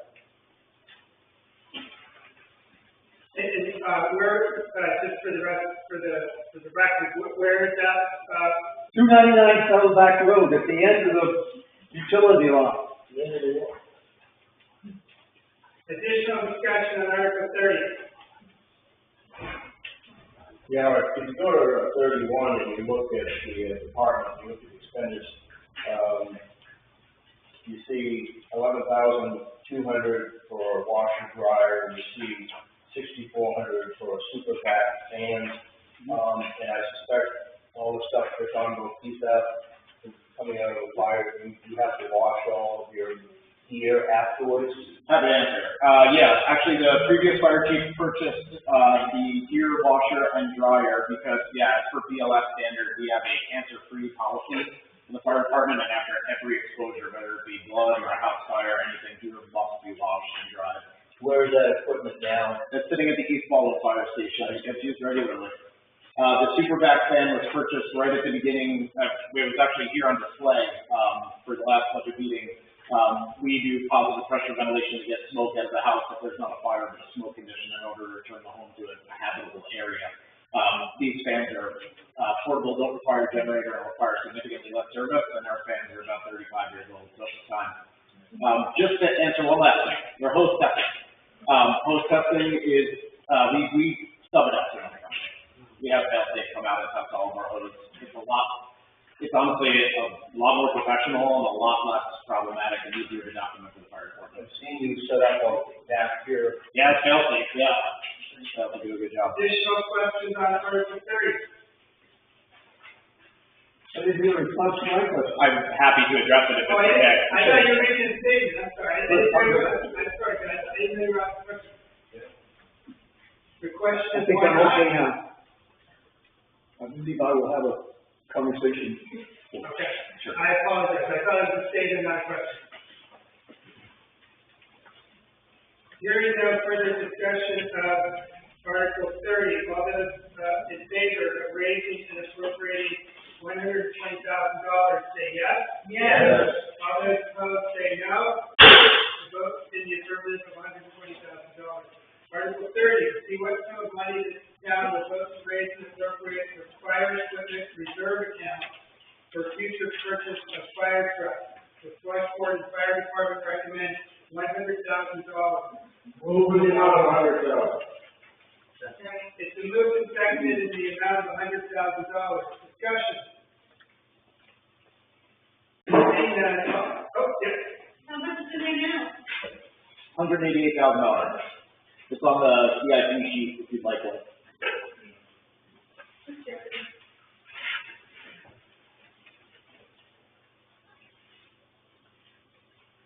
Hearing no further discussion, all those in favor of raising and appropriating $100,000 for Article 31, say yes. Yes. All those opposed, say no. It's a vote in the affirmative of $100,000. Article 32, to see if the town will vote to raise and appropriate the sum of $15,000 for maintenance and repairs for the fire department vehicle. The unspent balance will be deposited in a fire truck maintenance reserve account. Move the amount of $15,000. Second. It's been moved and seconded in the amount of $15,000. Discussion.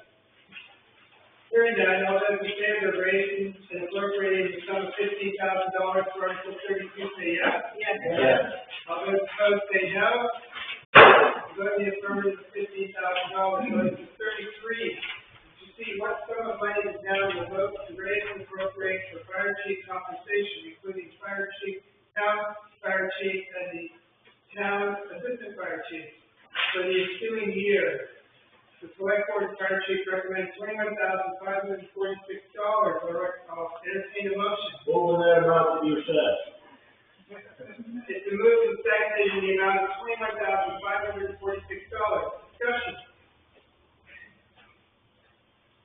Hearing none, all those in favor of raising and appropriating $21,546 for Article 33, say yes. Yes. All those opposed, say no. Vote in the affirmative. Article 34. Article 34. To see what sum of money the town will vote to raise and appropriate for 3 fire station captains.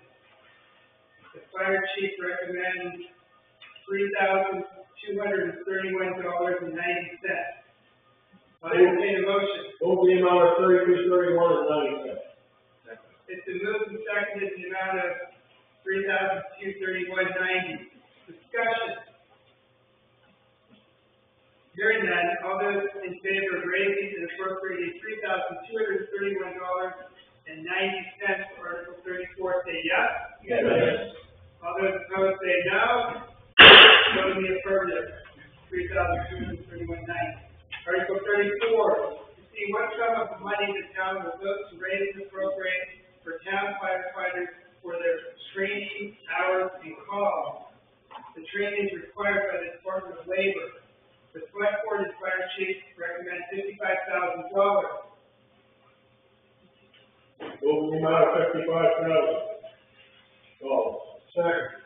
The move is seconded in the amount of $55,000. I'd like to ask if there's willingness for an amendment that the funds that are not expended are transferred into a reserve account for future training. So moved. Yeah, second. Okay. Let's vote on the amendment first. And I would not make the amendment because the language often is in there. But, so the amendment is to add a sentence that says any unused funds will be transferred to a reserve account for future training of the same nature. So all those in favor of that amendment say yes. Yes. All those opposed say no. All right. The amendment passes. Back to Article 35. Any discussion on Article 35? Yes. Maybe it's just me, but I'm wondering if it would be valuable to separate out the training amount versus payroll. Because those are combined right now, and it might be a point of good information for folks to have an educated vote.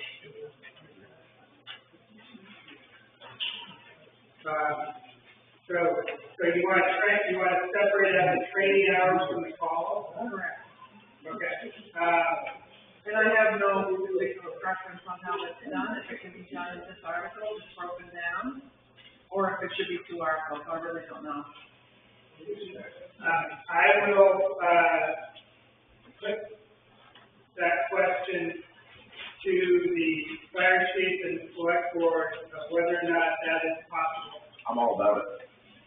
I think it sounds great. I'd love for it to be separated.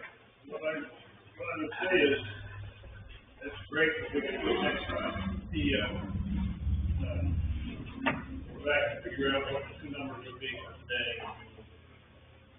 Probably just for information today, that moving forward, maybe that could be incorporated going forward. So, in other words, incorporate the separate numbers. Yeah. Okay. Do we have an idea of what that breakdown might look like? For this year, so we have to pay a 6-month period that's for BLS, getting withhold pay for more than 6 months. Our 6 months is roughly $18,000. For training? So pay for calls, you also get paid to train while you're at training. What we pay for, we need to pay for somebody to come to training, like if Ben and McKinley is coming to give us a CPR class, that would then come out of the training budget. Okay. That's why we're asking for separation. Okay. But do we know this, like? Calls and training hours Yeah. would be $18,000 for a 6-month period roughly. But do we know the difference between the two? Not offhand for how much we've spent on actual training. I would say, it's probably about, I want to say like, I don't know, $4,000, something like that. For training? Yeah, because we've done all in-house training this year. Okay. I think, the speaker, I think the select board and the fire chief purview, and next year they'll try to separate it out. Further discussion on Article 35 as amended. Hearing that, all those in favor of raising and appropriating $55,000 for firefighter training and calls and, rolling the balance over to a reserve account, say yes? Yes. All those opposed say no. Vote the affirmative. Article 36. Before I read it, there is a typo. FY24 should be FY25. I'll read it as corrected.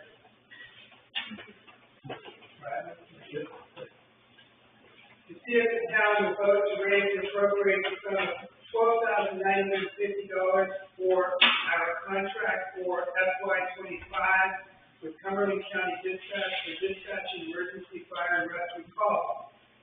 This amount is requested by Cumberland County. The select board and fire chief recommend passage of this article. I entertain a motion.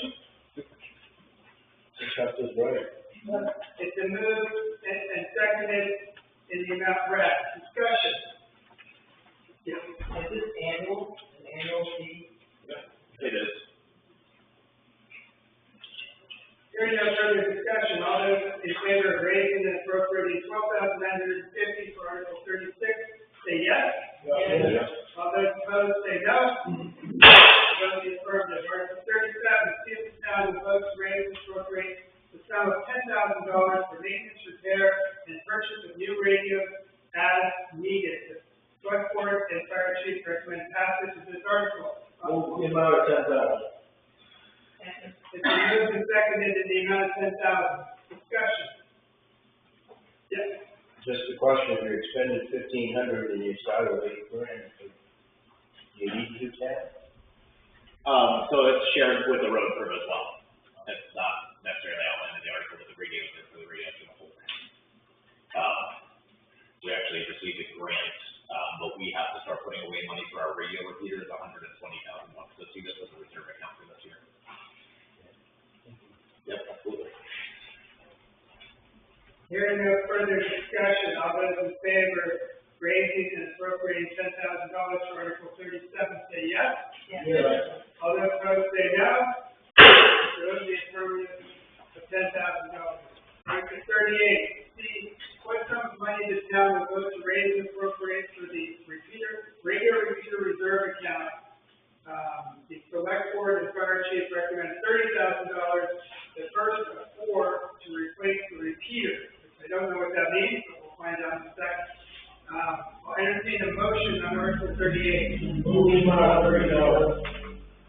It's been moved and seconded in the amount of $30,000.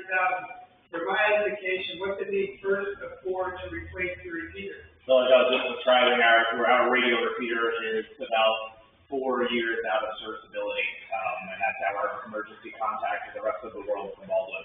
We've been quoted and even assisted by the county, and our bill is probably $120,000. We haven't done anything to do it because we haven't really spent the money yet. So this is in order to save that $120,000 before installments to achieve what we're looking to achieve and get into a repeater. Understood. Discussion of Article 38. Hearing none, all those in favor of raising and appropriating $30,000 for the radio repeater reserve account, say yes. Yes. All those opposed, say no. Vote in the affirmative of $30,000. Article 39, see what sum of money the town will raise and appropriate for emergency management. The select board recommends $1,500. I'll entertain a motion. Move in the amount of $1,500. It's been moved and seconded in the amount of $1,500.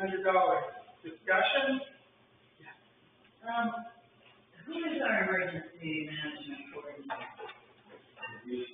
Have to answer. Right. I would prefer not to be, but that's why I was up talking before. I didn't want to take too much of your time. But we should consider hiring an EMA director outside of the fire chief. Historically, it's been done by the fire chief, but the workload is too great. Well, I just wanted to, communicate to you, and I'm putting that there, given this last storm we had, and all the difficulties that resulted in the fact that there was no, that the middle school wasn't open as a shelter, which it really should have been, and there are a lot of things that didn't happen that should have. There is an effort being led, I think, right now by Parsonsfield to try to get the towns together and really talk about improving the situation. Because we're just going to get more storms like that, and we're going to have to figure out what to do about it, so anyway, I'm just putting that there. You're 100% correct. Seeing no further discussion of Article 39, all those in favor of raising and appropriating $1,500 for emergency management, say yes. Yes. All those opposed, say no. Vote in the affirmative, $1,500. Article 40, see what sum of money the town will vote to raise and appropriate for a fuel account used only for the municipal road crew and fire trucks. The select board recommends $18,500 be raised and appropriated. I'll entertain a motion. Move in the amount of $18,600. Second. It's been moved and seconded at $18,600. Discussion.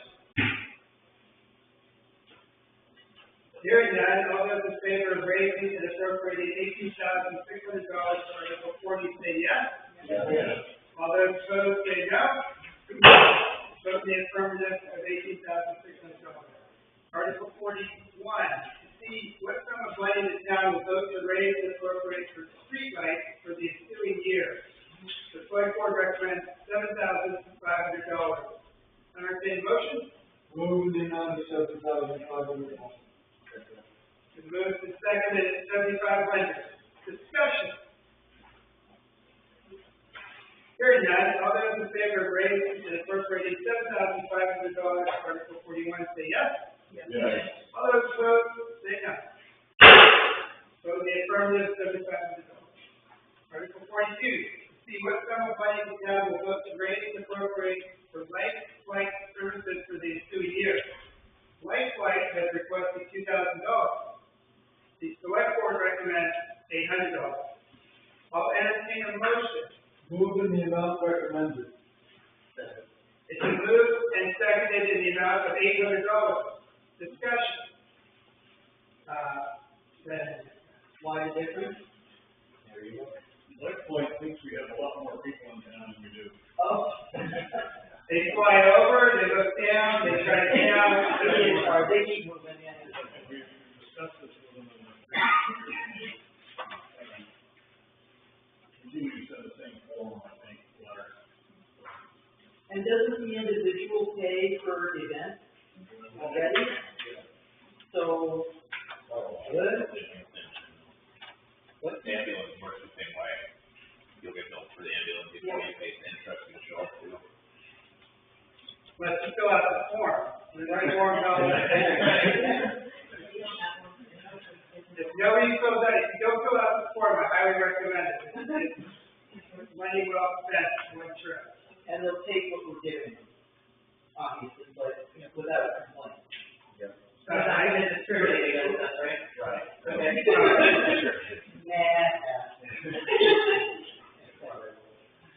Further discussion of Article 42. Hearing none, all those in favor of raising and appropriating $800 for license plate services, say yes. Yes. All those opposed, say no. Vote in the affirmative, $800. Article 43, to see what sum of money the town will vote to raise and appropriate for the care of roads and bridges. Any balance left over after June 30th, 2024 will roll into the emergency road repair reserve account. The select board and road commissioner recommend $150,000. Move in the amount of $150,000. Second. The moved and seconded in the amount of $150,000.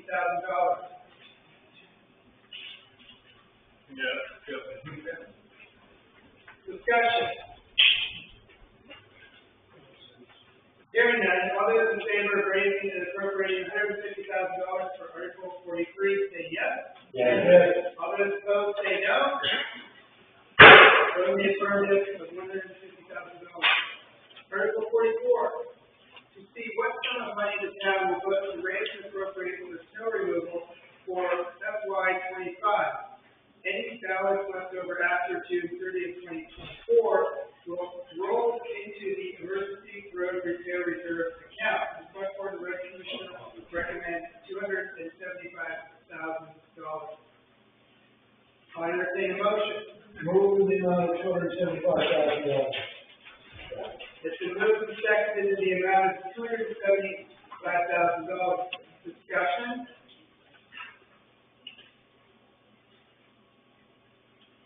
Hearing none, all those in favor of raising and appropriating $275,000 for Article 44, say yes. Yes. All those opposed, say no. The vote is unanimous of $275,000. Article 45. To see if the town will vote to raise and appropriate $30,000 for travel. Select board and road commissioner recommend passage of this article. I'll entertain a motion. Move in the amount of $30,000. Second. Moved and seconded in the amount of $30,000 for travel.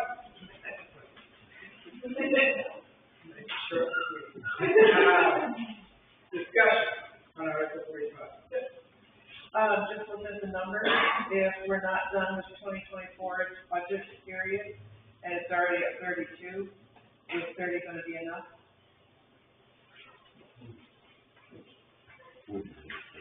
I'll put that to the road commissioner. So the reason why it was last, 30,000 is high because of the storm damages that we've had. You can always put more gravel on everything.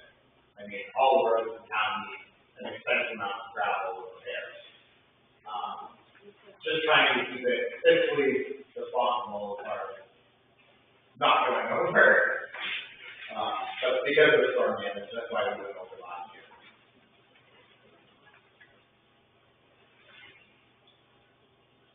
Hearing no further discussion on Article 45, all those in favor of raising and appropriating $30,000 for travel, please say yes.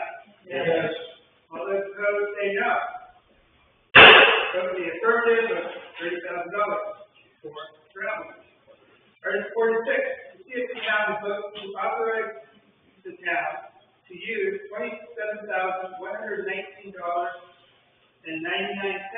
from the capital investment plan town vehicle reserve account to pay the last lease payment for the IH 2020 plow truck. The select board and road commissioner recommend passage of this article. Entertain a motion? Move the article. Second. The move and seconded to move the article is read. Discussion. Hearing none, all those in favor of authorizing the town to use the $27,119.99 as stated in Article 46, say yes. Yes. All those opposed, say no. Vote in the affirmative. Article 47. See if the town will vote to spend $42,446.92 from the town vehicle reserve account for the second of 5 lease payments for the plow truck ordered in 2023 and delivered in February 2024. The anticipated final buyout payment of $65,000 will be in FY 29. The select board and road commission recommend passage of the article. So it's been moved to spend $42,446.92 from the reserve account. Discussion. And just to be clear, the anticipated buyout, like, we're not voting on that, that's just for information, we're not voting on the buyout. Just the $42,446. Seeing no discussion, all those in favor of spending $42,446.92 from the town vehicle reserve account as stated in Article 47, say yes. Yes. All those opposed, say no. Vote in the affirmative. Article 48. To see if the town will vote to appropriate money received from the Maine Department of Transportation Local Road Assistance LRAP for capital improvements of town ways. The select board and road commissioner recommend passage of this article. I'll entertain a motion. Move the article as read.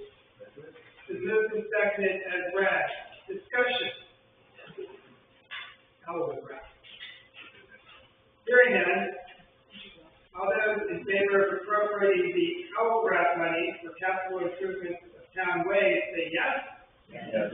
All those opposed, say no. Vote in the affirmative. Article 49. To see if the town will vote to raise and appropriate the sum of $125,000 to add to the monies received from the Maine Department of Transportation Local Road Assistance for the maintenance or improvement of town ways.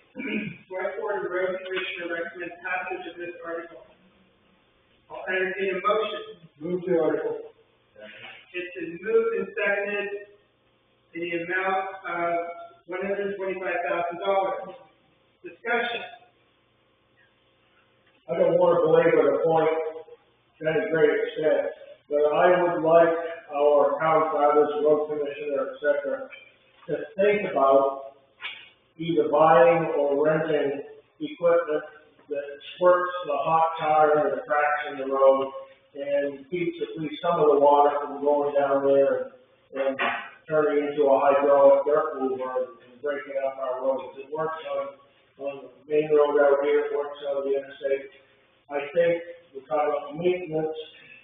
This might extend the life of some of our roads a little longer rather than just keep putting lipstick on pigs.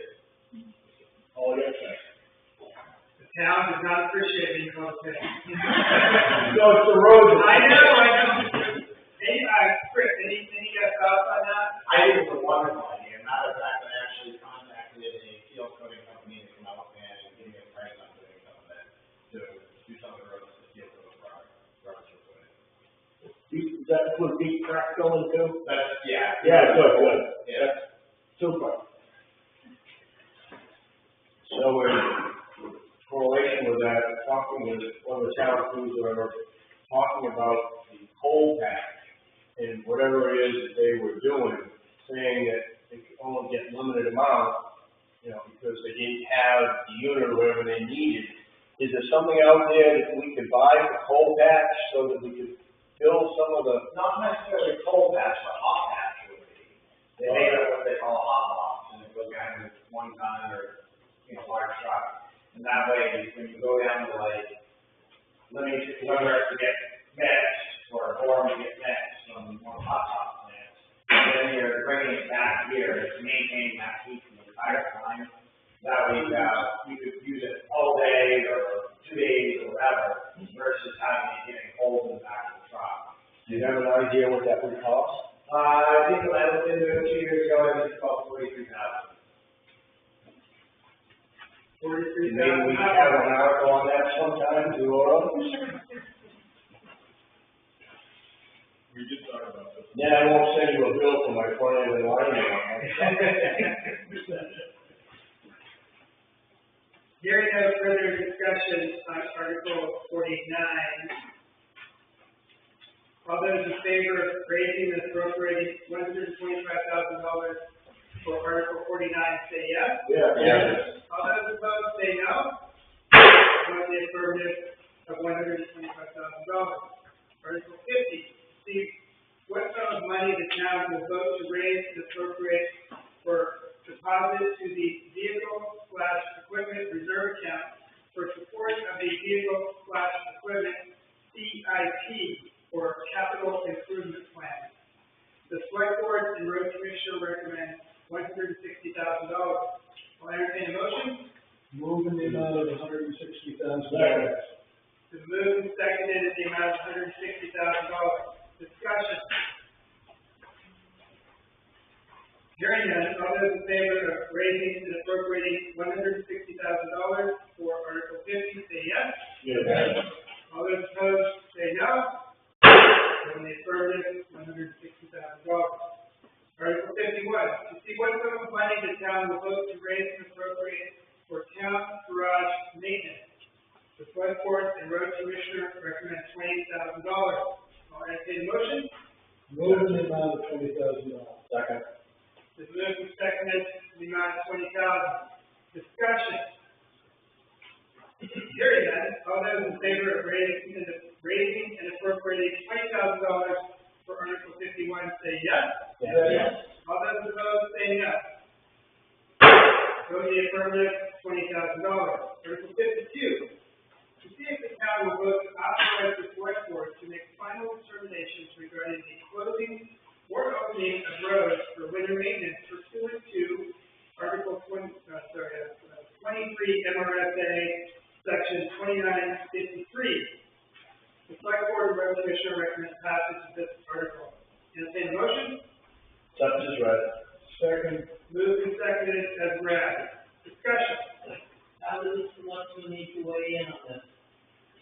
It's something that we do annually, and we get recommendations from the road commissioner, and then we hold a public hearing in front of one of our, select board meetings where we talk about what's being recommended for winter road closures, and then after winter closure, the selecting will.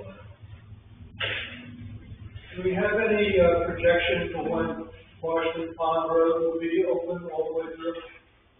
I don't know that we're ever going to recommend it, but, we wait on the recommendation from the road commissioner if we want to keep it open all the way through. We have to purchase a big culvert. Yeah, to repair the road to be able to reopen it, if you will, it's gonna cost us around $60,000, $70,000. I don't have a estimated number, to build it to withstand the being of it, but, there's a large culvert that needs to be replaced right after the last house, and a bunch of other work needs to be done.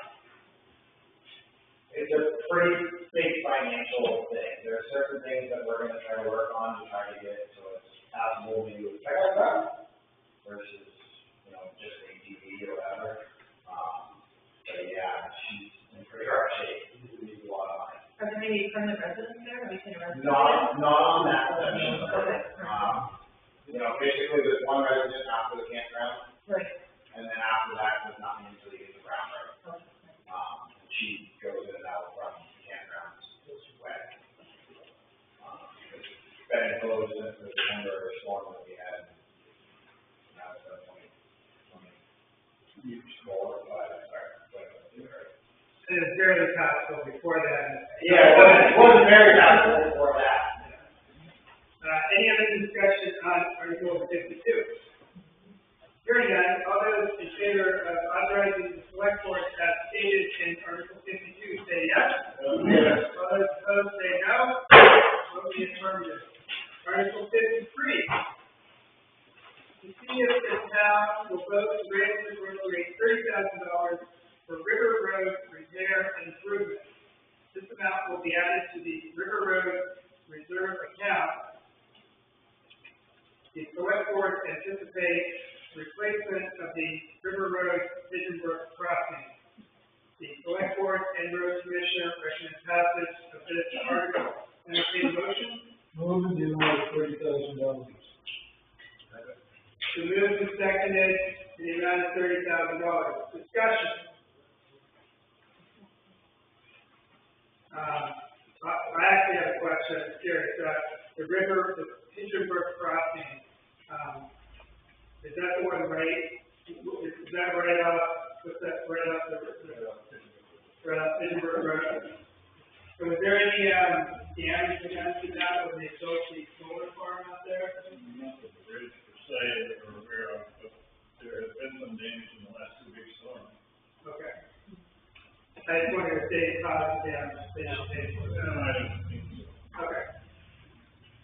I rarely ask questions. Once in a while, I'm curious. Hearing no further discussion, all those in favor of raising and appropriating $30,000 for River Road repair, say yes. Yes. All those opposed, say no. Vote in the affirmative, $30,000. Article 54. To see what sum of money the town will vote to raise and appropriate for the road emergency repair account. The select board and road commissioner recommend $50,000. Discussion, I'll entertain a motion. Move in the amount of $15,000. The move and seconded in the amount of $15,000. Discussion or explanation? If there's no discussion, I wouldn't explain it. Hearing no discussion, all those in favor of raising and appropriating $15,000 for the road emergency repair account, say yes. Yes. All those opposed, say no. Vote in the affirmative, $15,000. Article 55. To see what sum of money the town will vote to raise and appropriate for the Brown Memorial Library. The library is requesting $17,000. I'll entertain a motion. Accepted, right. It's been moved and seconded in the amount of $17,000. Discussion. Yes. As president of the library, I just say thank you to you all for helping. There's been a lot of water damage. We've had to reroute a pipe in the back of the building, and we still have a little bit more repair work to do on it, but we're doing okay. Additional discussion. Hearing that, all those in favor of raising and appropriating $17,000 for Article 55, say yes. Yes. All those opposed, say no. Vote in the affirmative, $17,000. Article 56, to see what sum of money the town will vote to raise and appropriate for support of the Baldwin Historical Society. The society is requesting $10,000. I entertain a motion. Accepted, right. It's been moved and seconded in the amount of $10,000. Discussion. Hearing none, all those in favor of raising and appropriating $10,000 for Article 56, say yes. Yes. All those opposed, say no. Vote in the affirmative of $10,000. Article 57, to see what sum of money the town will raise and appropriate for support of the Saco River Corridor Commission for its continued water quality monitoring program. The commission is requesting $500. I'll entertain a motion. Move in the amount of $500. Been moved and seconded in the amount of $500. Discussion. Thank you. Just want to take a moment to introduce myself. My name is Sherry Duffy. I am a resident of Baldwin. I live right up on Senator Black Road. I was previously a commissioner on the Saco River Corridor Commission, alongside Commissioner Laurie Downey. And last year, I took on the executive director role in that organization.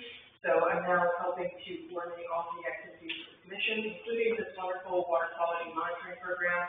The water quality monitoring report is right here in the booklet. If you ever have any questions about the water quality program or anything else that we do with the commission, please feel free to get in touch with us. Thank you. I would like to add that they also do testing of sand farm water. That's correct. Our water quality coordinator, a seasonal position that we hire every year, is talking with, folks at San Juan about swim lessons, and we'll find the full live monitoring at the beach, to coincide with swim lessons.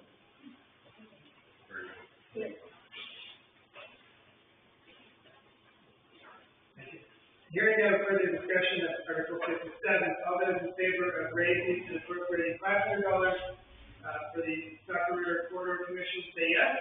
Yes. All those opposed, say no. The vote in the affirmative, $500.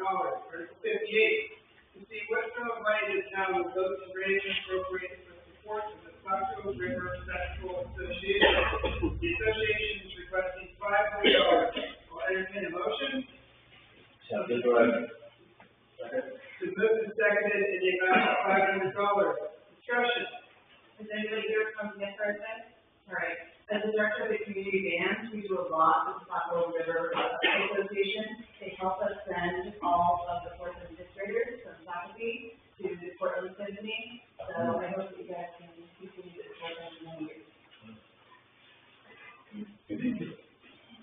Seeing no further discussion, all those in favor of raising and appropriating $500 for the Saco River Festival Association, say yes. Yes. All those opposed, say no. In the affirmative, $500. Number 59, see what sum of money the town will vote to raise and appropriate for support of the Smooth Feather Youth. Smooth Feather Youth is requesting $600. All entertain a motion. It's a moved and seconded in the amount of $600. Discussion. A few years back, when our grandson was at soccer, he was involved in this film. I think it used to be the old movie hall there, in Florida, and he benefited from it. It was a good experience for him. I don't know if there's anybody now who's participating. I saw the latest production, I don't know, a few months ago. It was pretty good, but I don't recall if there was a Baldwin resident, but it's open for them to use if they want to participate. I think it's good. It gives people who have, maybe a little bit of problem working with other people, a chance to get out and work with others and have some community experience. Yep. I can vouch for it too. I had a friend of mine, over from Baldwin, who participated in this 2 years ago. And she's actually pursuing her career for now. Cool. All right, seeing no further discussion, all those in favor of raising and appropriating $600 for Smooth Feather Youth, say yes. Yes. All those opposed, say no. Put the affirmative of $600. Someday I'd like somebody to explain the name of it. Like, where did it come from? Smooth Feather Youth. Like, it's going to be a story behind it. Article 60. The JR article.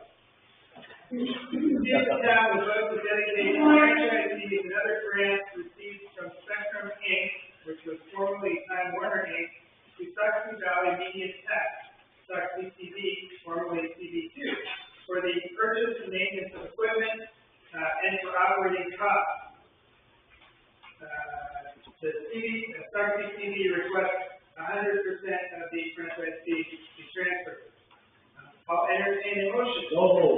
Second. The move is seconded in 100%. Discussion. I'll just continue to vouch, as a small community, to have the ability to live stream your meetings and to give kids at Saco Valley the opportunity to participate in the TV process. It's pretty amazing. I know JR personally, so I know these are tough times to bring kids to this meeting because of the way the school schedule is. So thank you for stepping up. I will say, he too has produced some amazing famous people in the last 10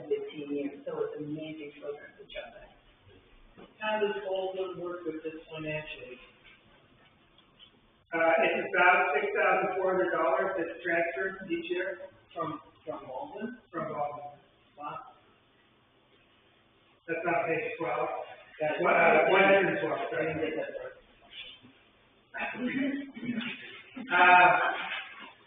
Hearing no further discussion, all those in favor of dedicating the franchise fees and other grants received from Section 8 to Fox CTV, say yes. Yes. All those opposed, say no.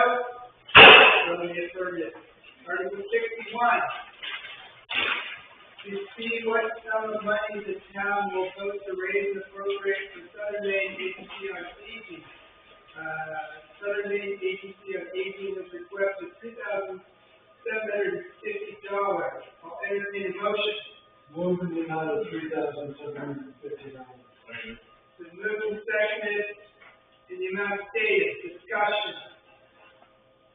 Mr. Moderator, I'd like to get a little off subject and ask that next year we could request the folks at Cardinal Printing to keep articles on the same page.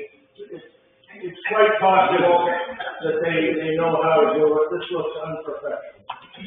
It does take a little hard. I can't imagine it costs any extra. Yeah. I will say that when we draft it, that we try to draft it so they all stay on the same page, but then once they get it, they start reformatting it and things change a little bit. Somebody needs to go up to Denmark and tuck them around. Is that a volunteer? No. Seeing no actual discussion, Article 61. All those in favor of raising and appropriating $3,750 for the Southern Maine Agency on Aging, say yes. Yeah. All those opposed, say no. On the affirmative of $3,750. Article 62. See what sum of money the town will vote to raise and appropriate for home health visiting nurse. The program is requesting $1,400. I'll entertain a motion. Move in the amount of $1,300. Second. The move is seconded in the amount of $1,400. Discussion. Seeing none, all those in favor of raising and appropriating $1,400 for home health visiting nurse, say yes. Yes. All those opposed, say no. So in the affirmative, $1,400. Article 63. See what sum of money the town will vote to raise and appropriate for Opportunity Alliance. The Alliance is requesting $3,500. I'll entertain a motion. Moved and seconded in the amount of $3,500. Discussion.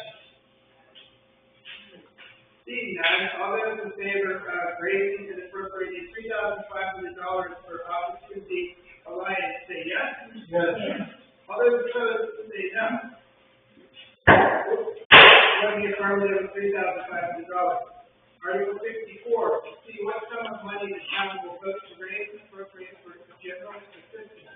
The select board recommends $15,000. I'll entertain a motion. Move in the amount of $15,000. Moved and seconded in the amount of $15,000. Discussion. I see last year the cases added up to like $3,600. So it looks like we're spending more to administer it than we are to help people. So I'll put that to the select board. That has always been the case. Brent Louis used to make that observation every year, many years ago. Actually, we've done quite a bit though to reduce the amount of expenditure on administration. We're tied in with Cumberland County now. They have a central administrator that does it for 6-7 towns. And so we've cut down on the administrative cost. Do you think then we'll see a change in next year proportionally, or difference in proportion compared to twice as much or 3 times as much to expend to administer as? It really depends on, it's a state requirement that we do this, that we have an administrator, and then we gotta pay him. And, so with our contract with Cumberland County, I don't remember exactly what the amount is, but there's a minimum amount, that they're gonna charge us, and then the rest is by the hour. So the proportion really depends on how much people request, and interestingly, in the last couple of years, the requests have been way down. So, I think that's a good thing, I guess, people seem to be doing better. But, how to make the proportion change, I don't know, we try to reduce the amount spent on administration. Yes, and then, So looking at the fund balance, $2,400, does that get applied towards the following year? Does it kind of offset any, of that money that has to be expended at their request? so you're saying that, there's 2,400 that was unexpended, and does that roll over? Does the fund balance get used towards this next year, or is that just the general fund of extras?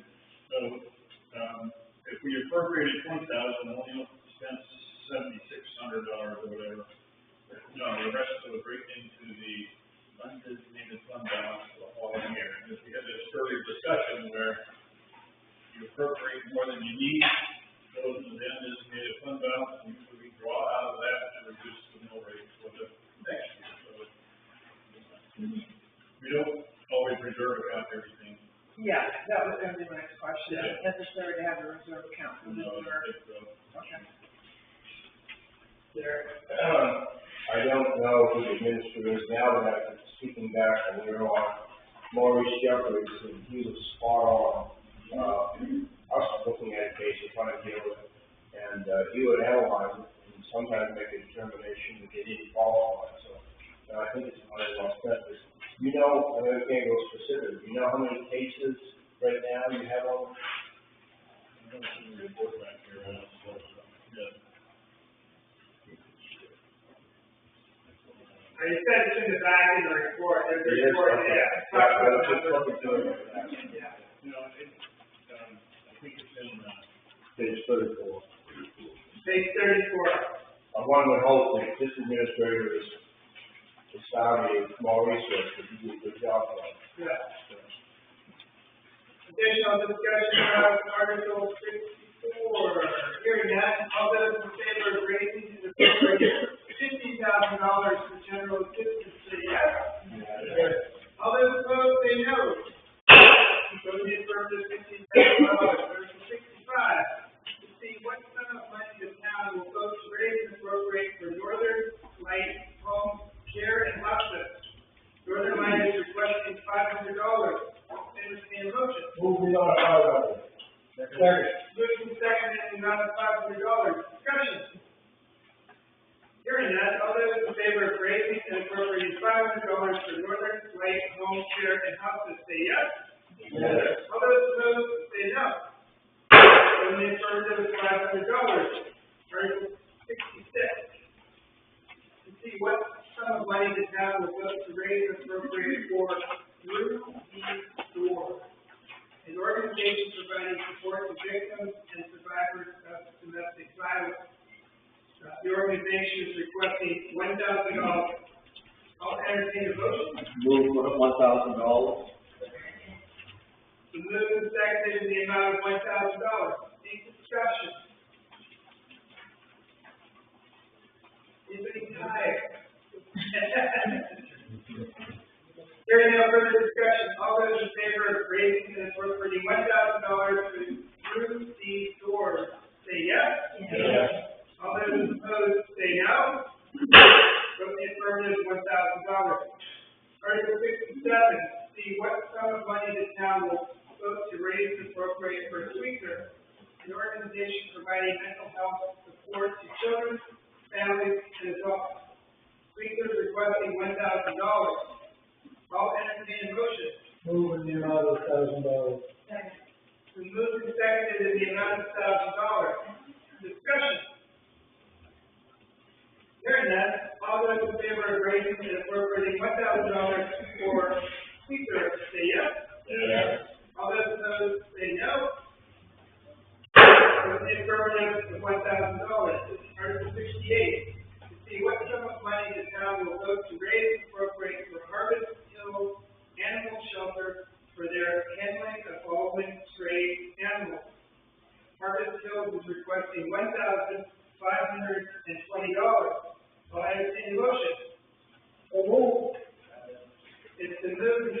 in the amount of $1,520. Discussion. Hearing none, all those in favor of raising and appropriating $1,520 for Harvest Hill Animal Shelter, say yes. Yes. All those opposed, say no. Vote in the affirmative of $1,520. Article 69, to see what sum of money the town will vote to raise and appropriate for Southern Maine Planning and Development Commission for 2024-2. The commission is requesting $641. All entertain motion? That was right. Moved and seconded in the amount of $641. Discussion. Are they, council, in the comprehensive plan thing, are they involved in that? Yep. Yeah. Hearing no further discussion, all those in favor of raising and appropriating $641 for the Southern Maine Planning and Development Commission, say yes. Yes. All those opposed, say no. Vote in the affirmative of $641. Article 70. To see what sum of money the town will vote to raise and appropriate for Maine Public Radio, television, and online programming. MPR requests $100. I'll entertain a motion. That is right. It's been moved in the amount, and seconded in the amount of $100. Discussion. I know somebody's gonna say, shut up, Norm, it's only $100. Sadly, public radio and television has drifted far from their roots. When it was a valuable service to unserved areas, and all it was the three commercial TV stations, cartoons on Saturday morning. Recently, a fellow who is now an ex-senior editor at NPR, Washington, D.C., said that among the 81 senior editors, and they got 81 senior editors on the payroll, of them, all 81 of them were to the Democrat Party. Yet they have the temerity to have a show called All Things Considered. I'm all for people being able to have access to opinions across the political spectrum, but I'm not hesitant to be required to pay for it, any more than I would ask the people in this room to pay for Fox News or to send a contribution to the National Rifle Association. There are different ends of the spectrum, and before we go requiring and raising, the raising part of raising and appropriating is taxing, which is a mandatory thing. Before we go requiring the people to support political speech that perhaps they don't agree with, I think we need to step back and say no. I would ask and I'm quite sure that Maine Public Radio is going to stay on the air with or without our $100. They get federal and state money as well. I would ask that we politely say no to this. Additional discussion of Article 70. So my question would be, of the whole picture, you have to throw the baby out with the bathwater. There's nothing on public programming that you see that is valuable. The split and flax stuff being on the air on Saturday morning. I find no value in it. I enjoy kicking back there. They're right. I mean, you do have the opportunity of turning that channel. That's right. Like that. Additional discussion of Article 70. We also have to recognize that Maine Public Radio only operates on donations and, income coming from towns. They don't get outside commercial assistance. So not like Fox News, they do not. They are all funds that are gathered. Their sponsorship notifications used to be supported by the Ford Foundation or something like that. Now they come out and say, supported by the Ford Foundation, do this, that, and this. They tell them they have to go out more like commercials. I'll give you a secret. Back in the 1970s, I ran transmitter for New Hampshire Public Television. Back in those days, it was different. The other thing is, National Public Radio, 90.5, comes off the Channel 6 tower. Just below the top is a panel antenna. I designed it to do that. Things have changed in years. You vote how you want, but we work what I say. Additional discussion of Article 70. New voice from you that. I would say, I normally would be shocked, but I mean, I agree with you that the coverage has become more partisan, even if I agree with it, and I don't think that's a good thing. However, I do think they offer, some coverage you can't get anywhere else, like global news, which more and more has become hard to find. They have BBC coverage, and as newspapers keep cutting back, we need to preserve those sources. And you look at it. Gary, you got a. Sitting here, my wife saying no, because she's more reserved than I am, always has been. But all I'm submitting is that if Norm receives an envelope in the mail and he chose to throw it in the rubbish, then that's Norman, but in the town of Baldwin, unless we send a letter to public service, because Norm Blake said we can't give you $100. We're gonna vote on it. We're gonna vote here pretty soon. I'm just saying. I would like to have a second person in the vote on what Norm saying. That's been my stance on PBS for a long time now. So, Norm, you're not alone.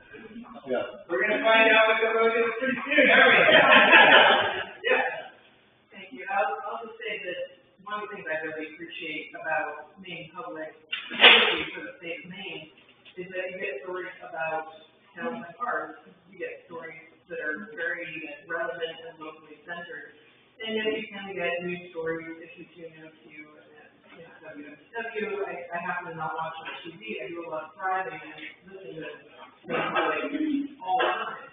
It's, to me, it's a very important piece of the media that we get in the state of Maine that's focused on.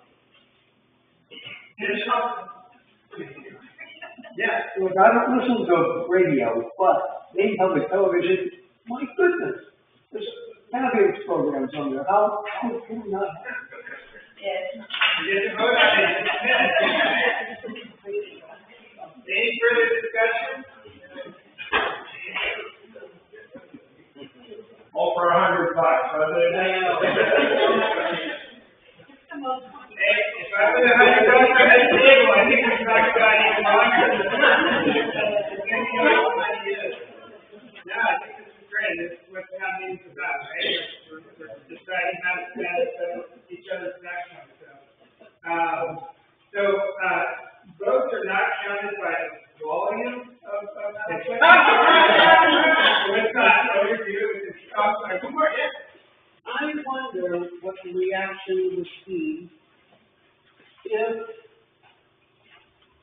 people were given a warrant article asking us to donate $100 to say Breitbart, or any of those other similar types of organizations. What would be the reaction from you? Well, I think you'd have to put that into the warrant, But it's the same kind of thing. It's a political viewpoint that people assume is coming from those two types of organizations.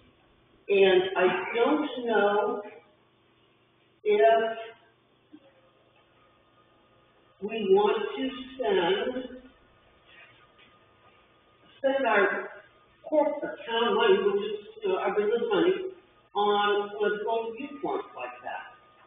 No matter whether I agree with either one or the other, or both, I just don't think that is something that we, as a community, should be spending our money on.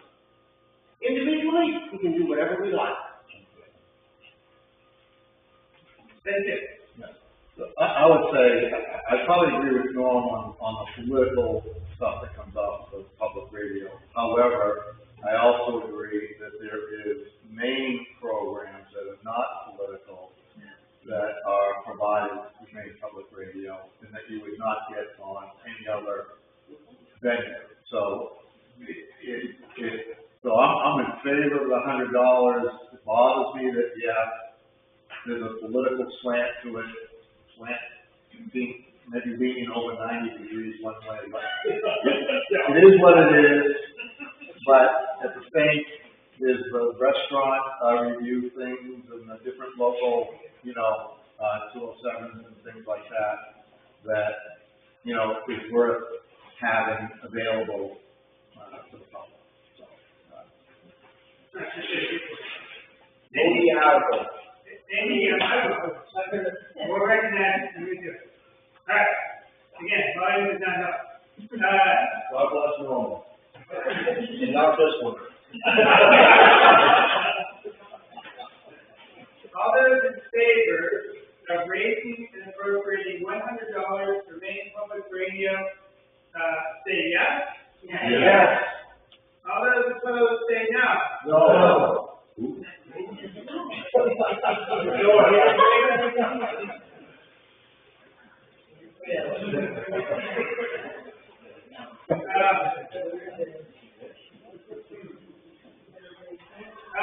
So typically, the fixing of the method of vote is not debatable.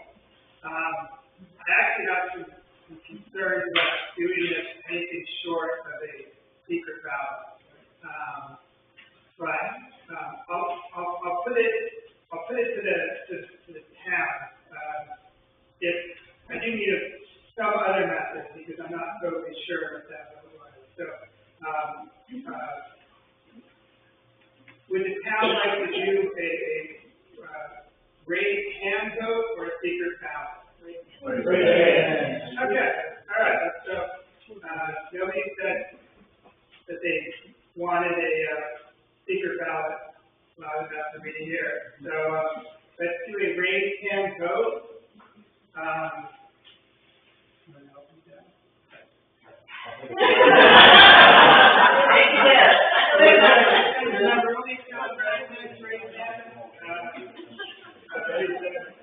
All those in favor of raising and appropriating $100 for main public radio, please raise your hand.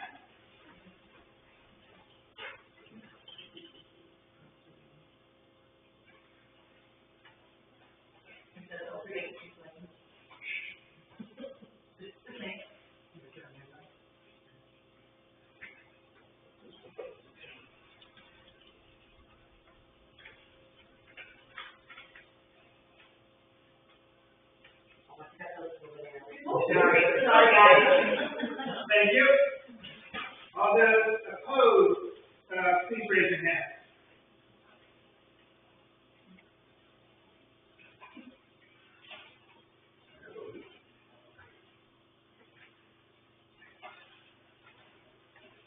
On a 19-10 vote, the article passed.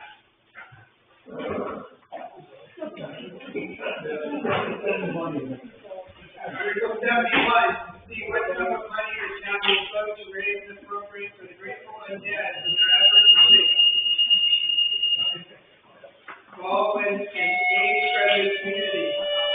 The Grateful Undead request $500. All votes for the next minute.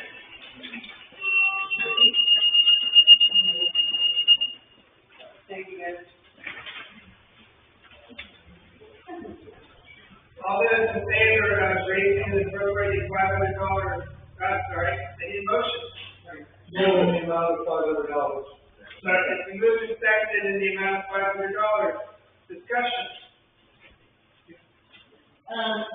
Well, I won't take too much time, but I'm involved with the Grateful Undead. I want to thank the town for the funds that were appropriated last year. For those of you who don't know us, we're a nonprofit organization that is about supporting people aging in place in the South Sea Valley. So we have all 5 towns with SAB 55 that are involved. And, if you want to look at page 99, there's some details about our program. But I just thought I'd mention, the transporters is one of our big programs, which is basically volunteer drivers who take people to their medical appointments. And we need, this money goes to pay our insurance, which we have to pay since we're transporting people. So all of these funds go to pay our insurance. I don't have, unfortunately, I don't have exact numbers for you, but I know last year we were transporting, I think it was 19, we did 19 people. And we do have some people here in Baldwin who are regular users of that service. The other thing I wanted to mention is that this past year, we redid our resource list. So this is something we put out that just gives lists of resources, everything from food pantries to housing to mental health services, and it was just updated recently. You can also find it on our website. So that's basically who we are. So we appreciate it if you would vote yes for this. Thank you. Any additional discussion of Article 71? Hearing that, all those in favor of raising and appropriating $500 for the grateful undead, say yes. Yes. All those opposed, say no. Those in affirmative, $500. To, Article 72, to see what sum of money the town will vote to raise and appropriate towards the planning board expenses. The select board and planning board recommend $2,000. I'll entertain a motion. Move in the amount of $2,000. Second. It's been moved and seconded in the amount of $2,000. Discussion. Hearing none, all those in favor of raising and appropriating $2,000 for the planning board expenses, say yes. Yes. All those opposed, say no.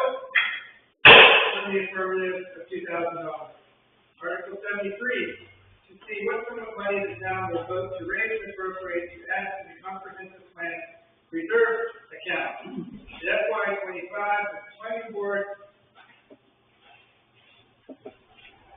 will complete a 2-year effort with the Southern Maine Regional Planning and Development Commission to revise/update the Baldwin Comprehensive Plan and related ordinances. The select board and planning board recommend $5,000.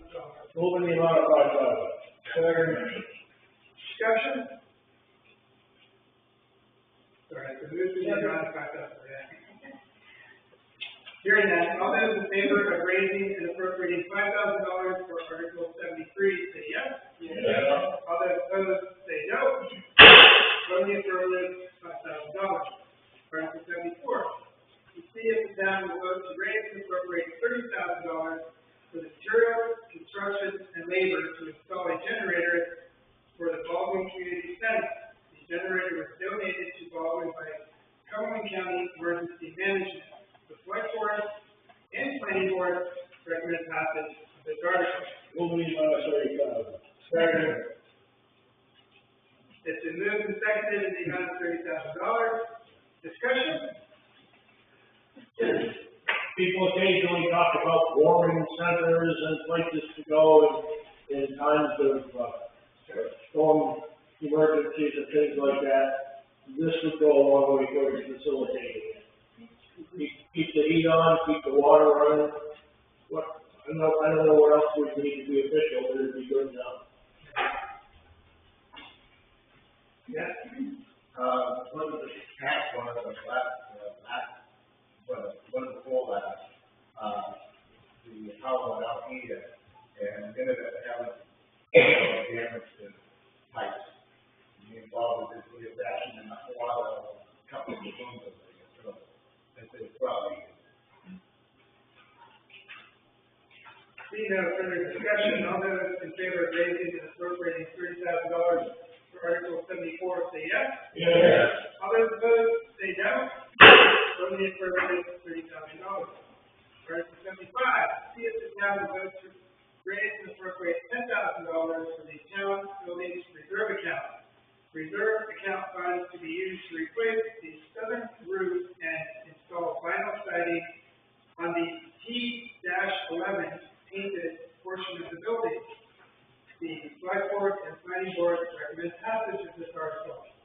entertain a motion. So moved. So moved and seconded, in the amount of $10,000. Discussion. Hearing none, all those, what? Say the contractor's already scheduled. I don't think the planning board recommends this. No, that was Not our business. Not really though. I thought the planning board was amazingly activist, moving into the miscellaneous.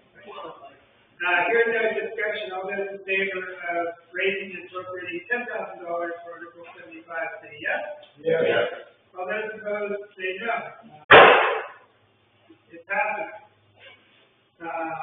Article 76, to see if the town will vote to approve combining the town vehicle and town equipment reserve account into one account to simplify long-term budgeting.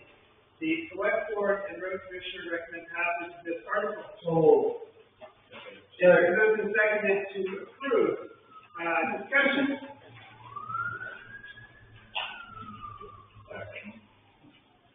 Hearing none, all those in favor of approving combining the town vehicle and town equipment reserve account say yes. Yes. All those opposed say no. In the affirmative. Before we get to the next article, because people get excited about moving to adjourn. There has been a question raised whether or not the town wants to do town meeting in September versus June. The general benefit of doing it in September is it would be after the fiscal year ends, 6:30. Good. I'll toss the question out there, or the select board can comment if they want. I know some towns do it in September, they used to do it in March. Any thoughts, strong feelings about it? Yeah, I'll just give you my position on it after having gone through a couple of budget cycles without an audit report. It's very hard to understand what the monies are left over, what the undesignated fund balance is. What used to have town meetings in March, this previous fiscal year ended in December 31st, so we had a few months to get the auditor to give us at least a preliminary audit. This year, the audit report that's here is for the previous fiscal year. If we move the town meeting to sometime in September, that means we have about 2 or 3 months, as we used to have, to get audit report completed, and we become better prepared to do these budgets. That's all.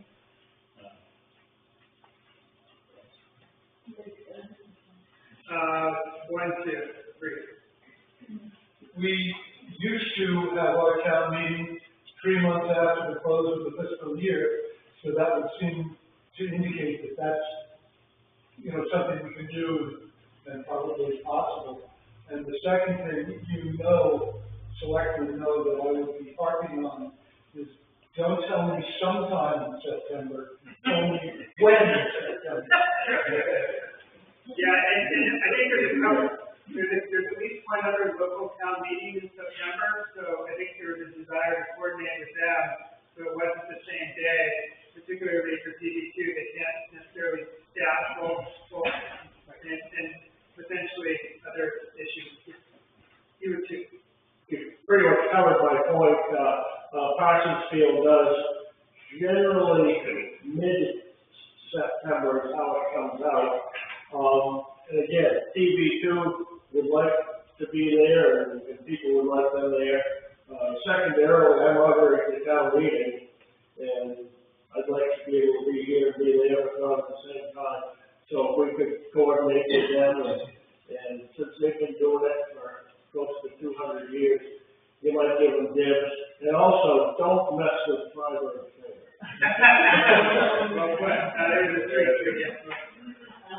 Any date that we can do that would not require us to have to do all this math in our head, I would be in favor of. Yeah. Like you say, it's too hard. I can't. Maybe the first, second, or third article, but once we get to the third article, we can probably do it. Yes. All right, well, it sounds like there's some research in this, so does that kind of answer what you were hoping for? gonna have the authority to set when the town meeting is, so we'll take that under advisement. Article 77, to see if the town will vote to increase the property tax levy limit established for Baldwin by state law. In the event that the municipal budget approved under the preceding articles will result in a tax commitment that is greater than this property tax levy limit. I entertain a motion. It's been moved and seconded. Discussion. We always talk about this every third year. Under state law, we have to do a written ballot for this particular item.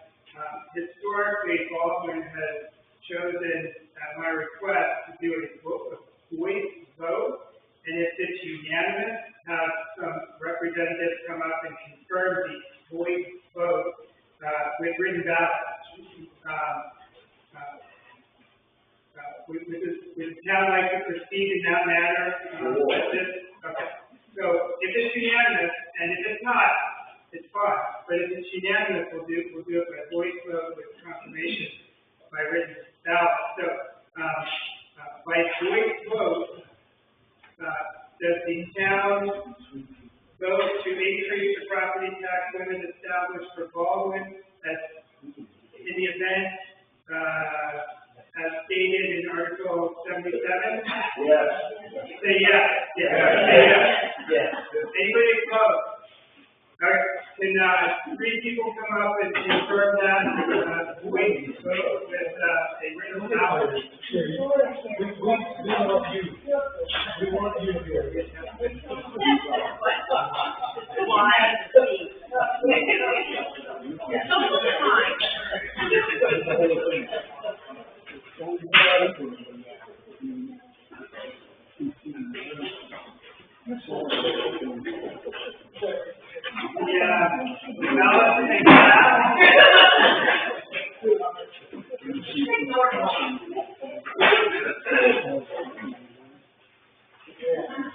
I'm pleased to confirm that the vote was unanimous in accepting this Article 77. Before we adjourn, there are some fantastic food over here. I've asked just about what each of these throughout the day, and I can attest that they are fantastic. All are fantastic. So, if you can on your way out, try to help support. Is it community auxiliary? Yes. Well, community auxiliary. Yes. Yeah, David, if I could just speak real quick, I'd like to speak on part of the Baldwin area community food pantry. Right now, it's Baldwin on School Street. We have put in, we're working on putting in a 501c. We do not have that yet. That's one of the things we're probably look for grant money that's out there. We're on Tuesday mornings, 9:30 to 10:30. You may have seen the buckets that I put out on either end of the street. We serve on average 17 to 20, we're as high as 30 at some point. So I think my mother used to say, "There by the grace of God go I." So if you're shopping and you decide you want to throw a box of cereal or a couple cans of food, you have a family member, somebody who's moving into a facility, obviously if it's damaged or whatever outdated, if you will need it, we can't get it to our clients, so just keep it in mind. Are you doing a volunteer? We have volunteers. Yeah. Well, that's Thank you. Sure. I was specifically requested to provide my professional opinion on the chocolate fudge. And my determination on the chocolate fudge is on a scale of 5, it's 4.9. My grandmother's being 5.0. Yeah. There is leftover hot dog cheese and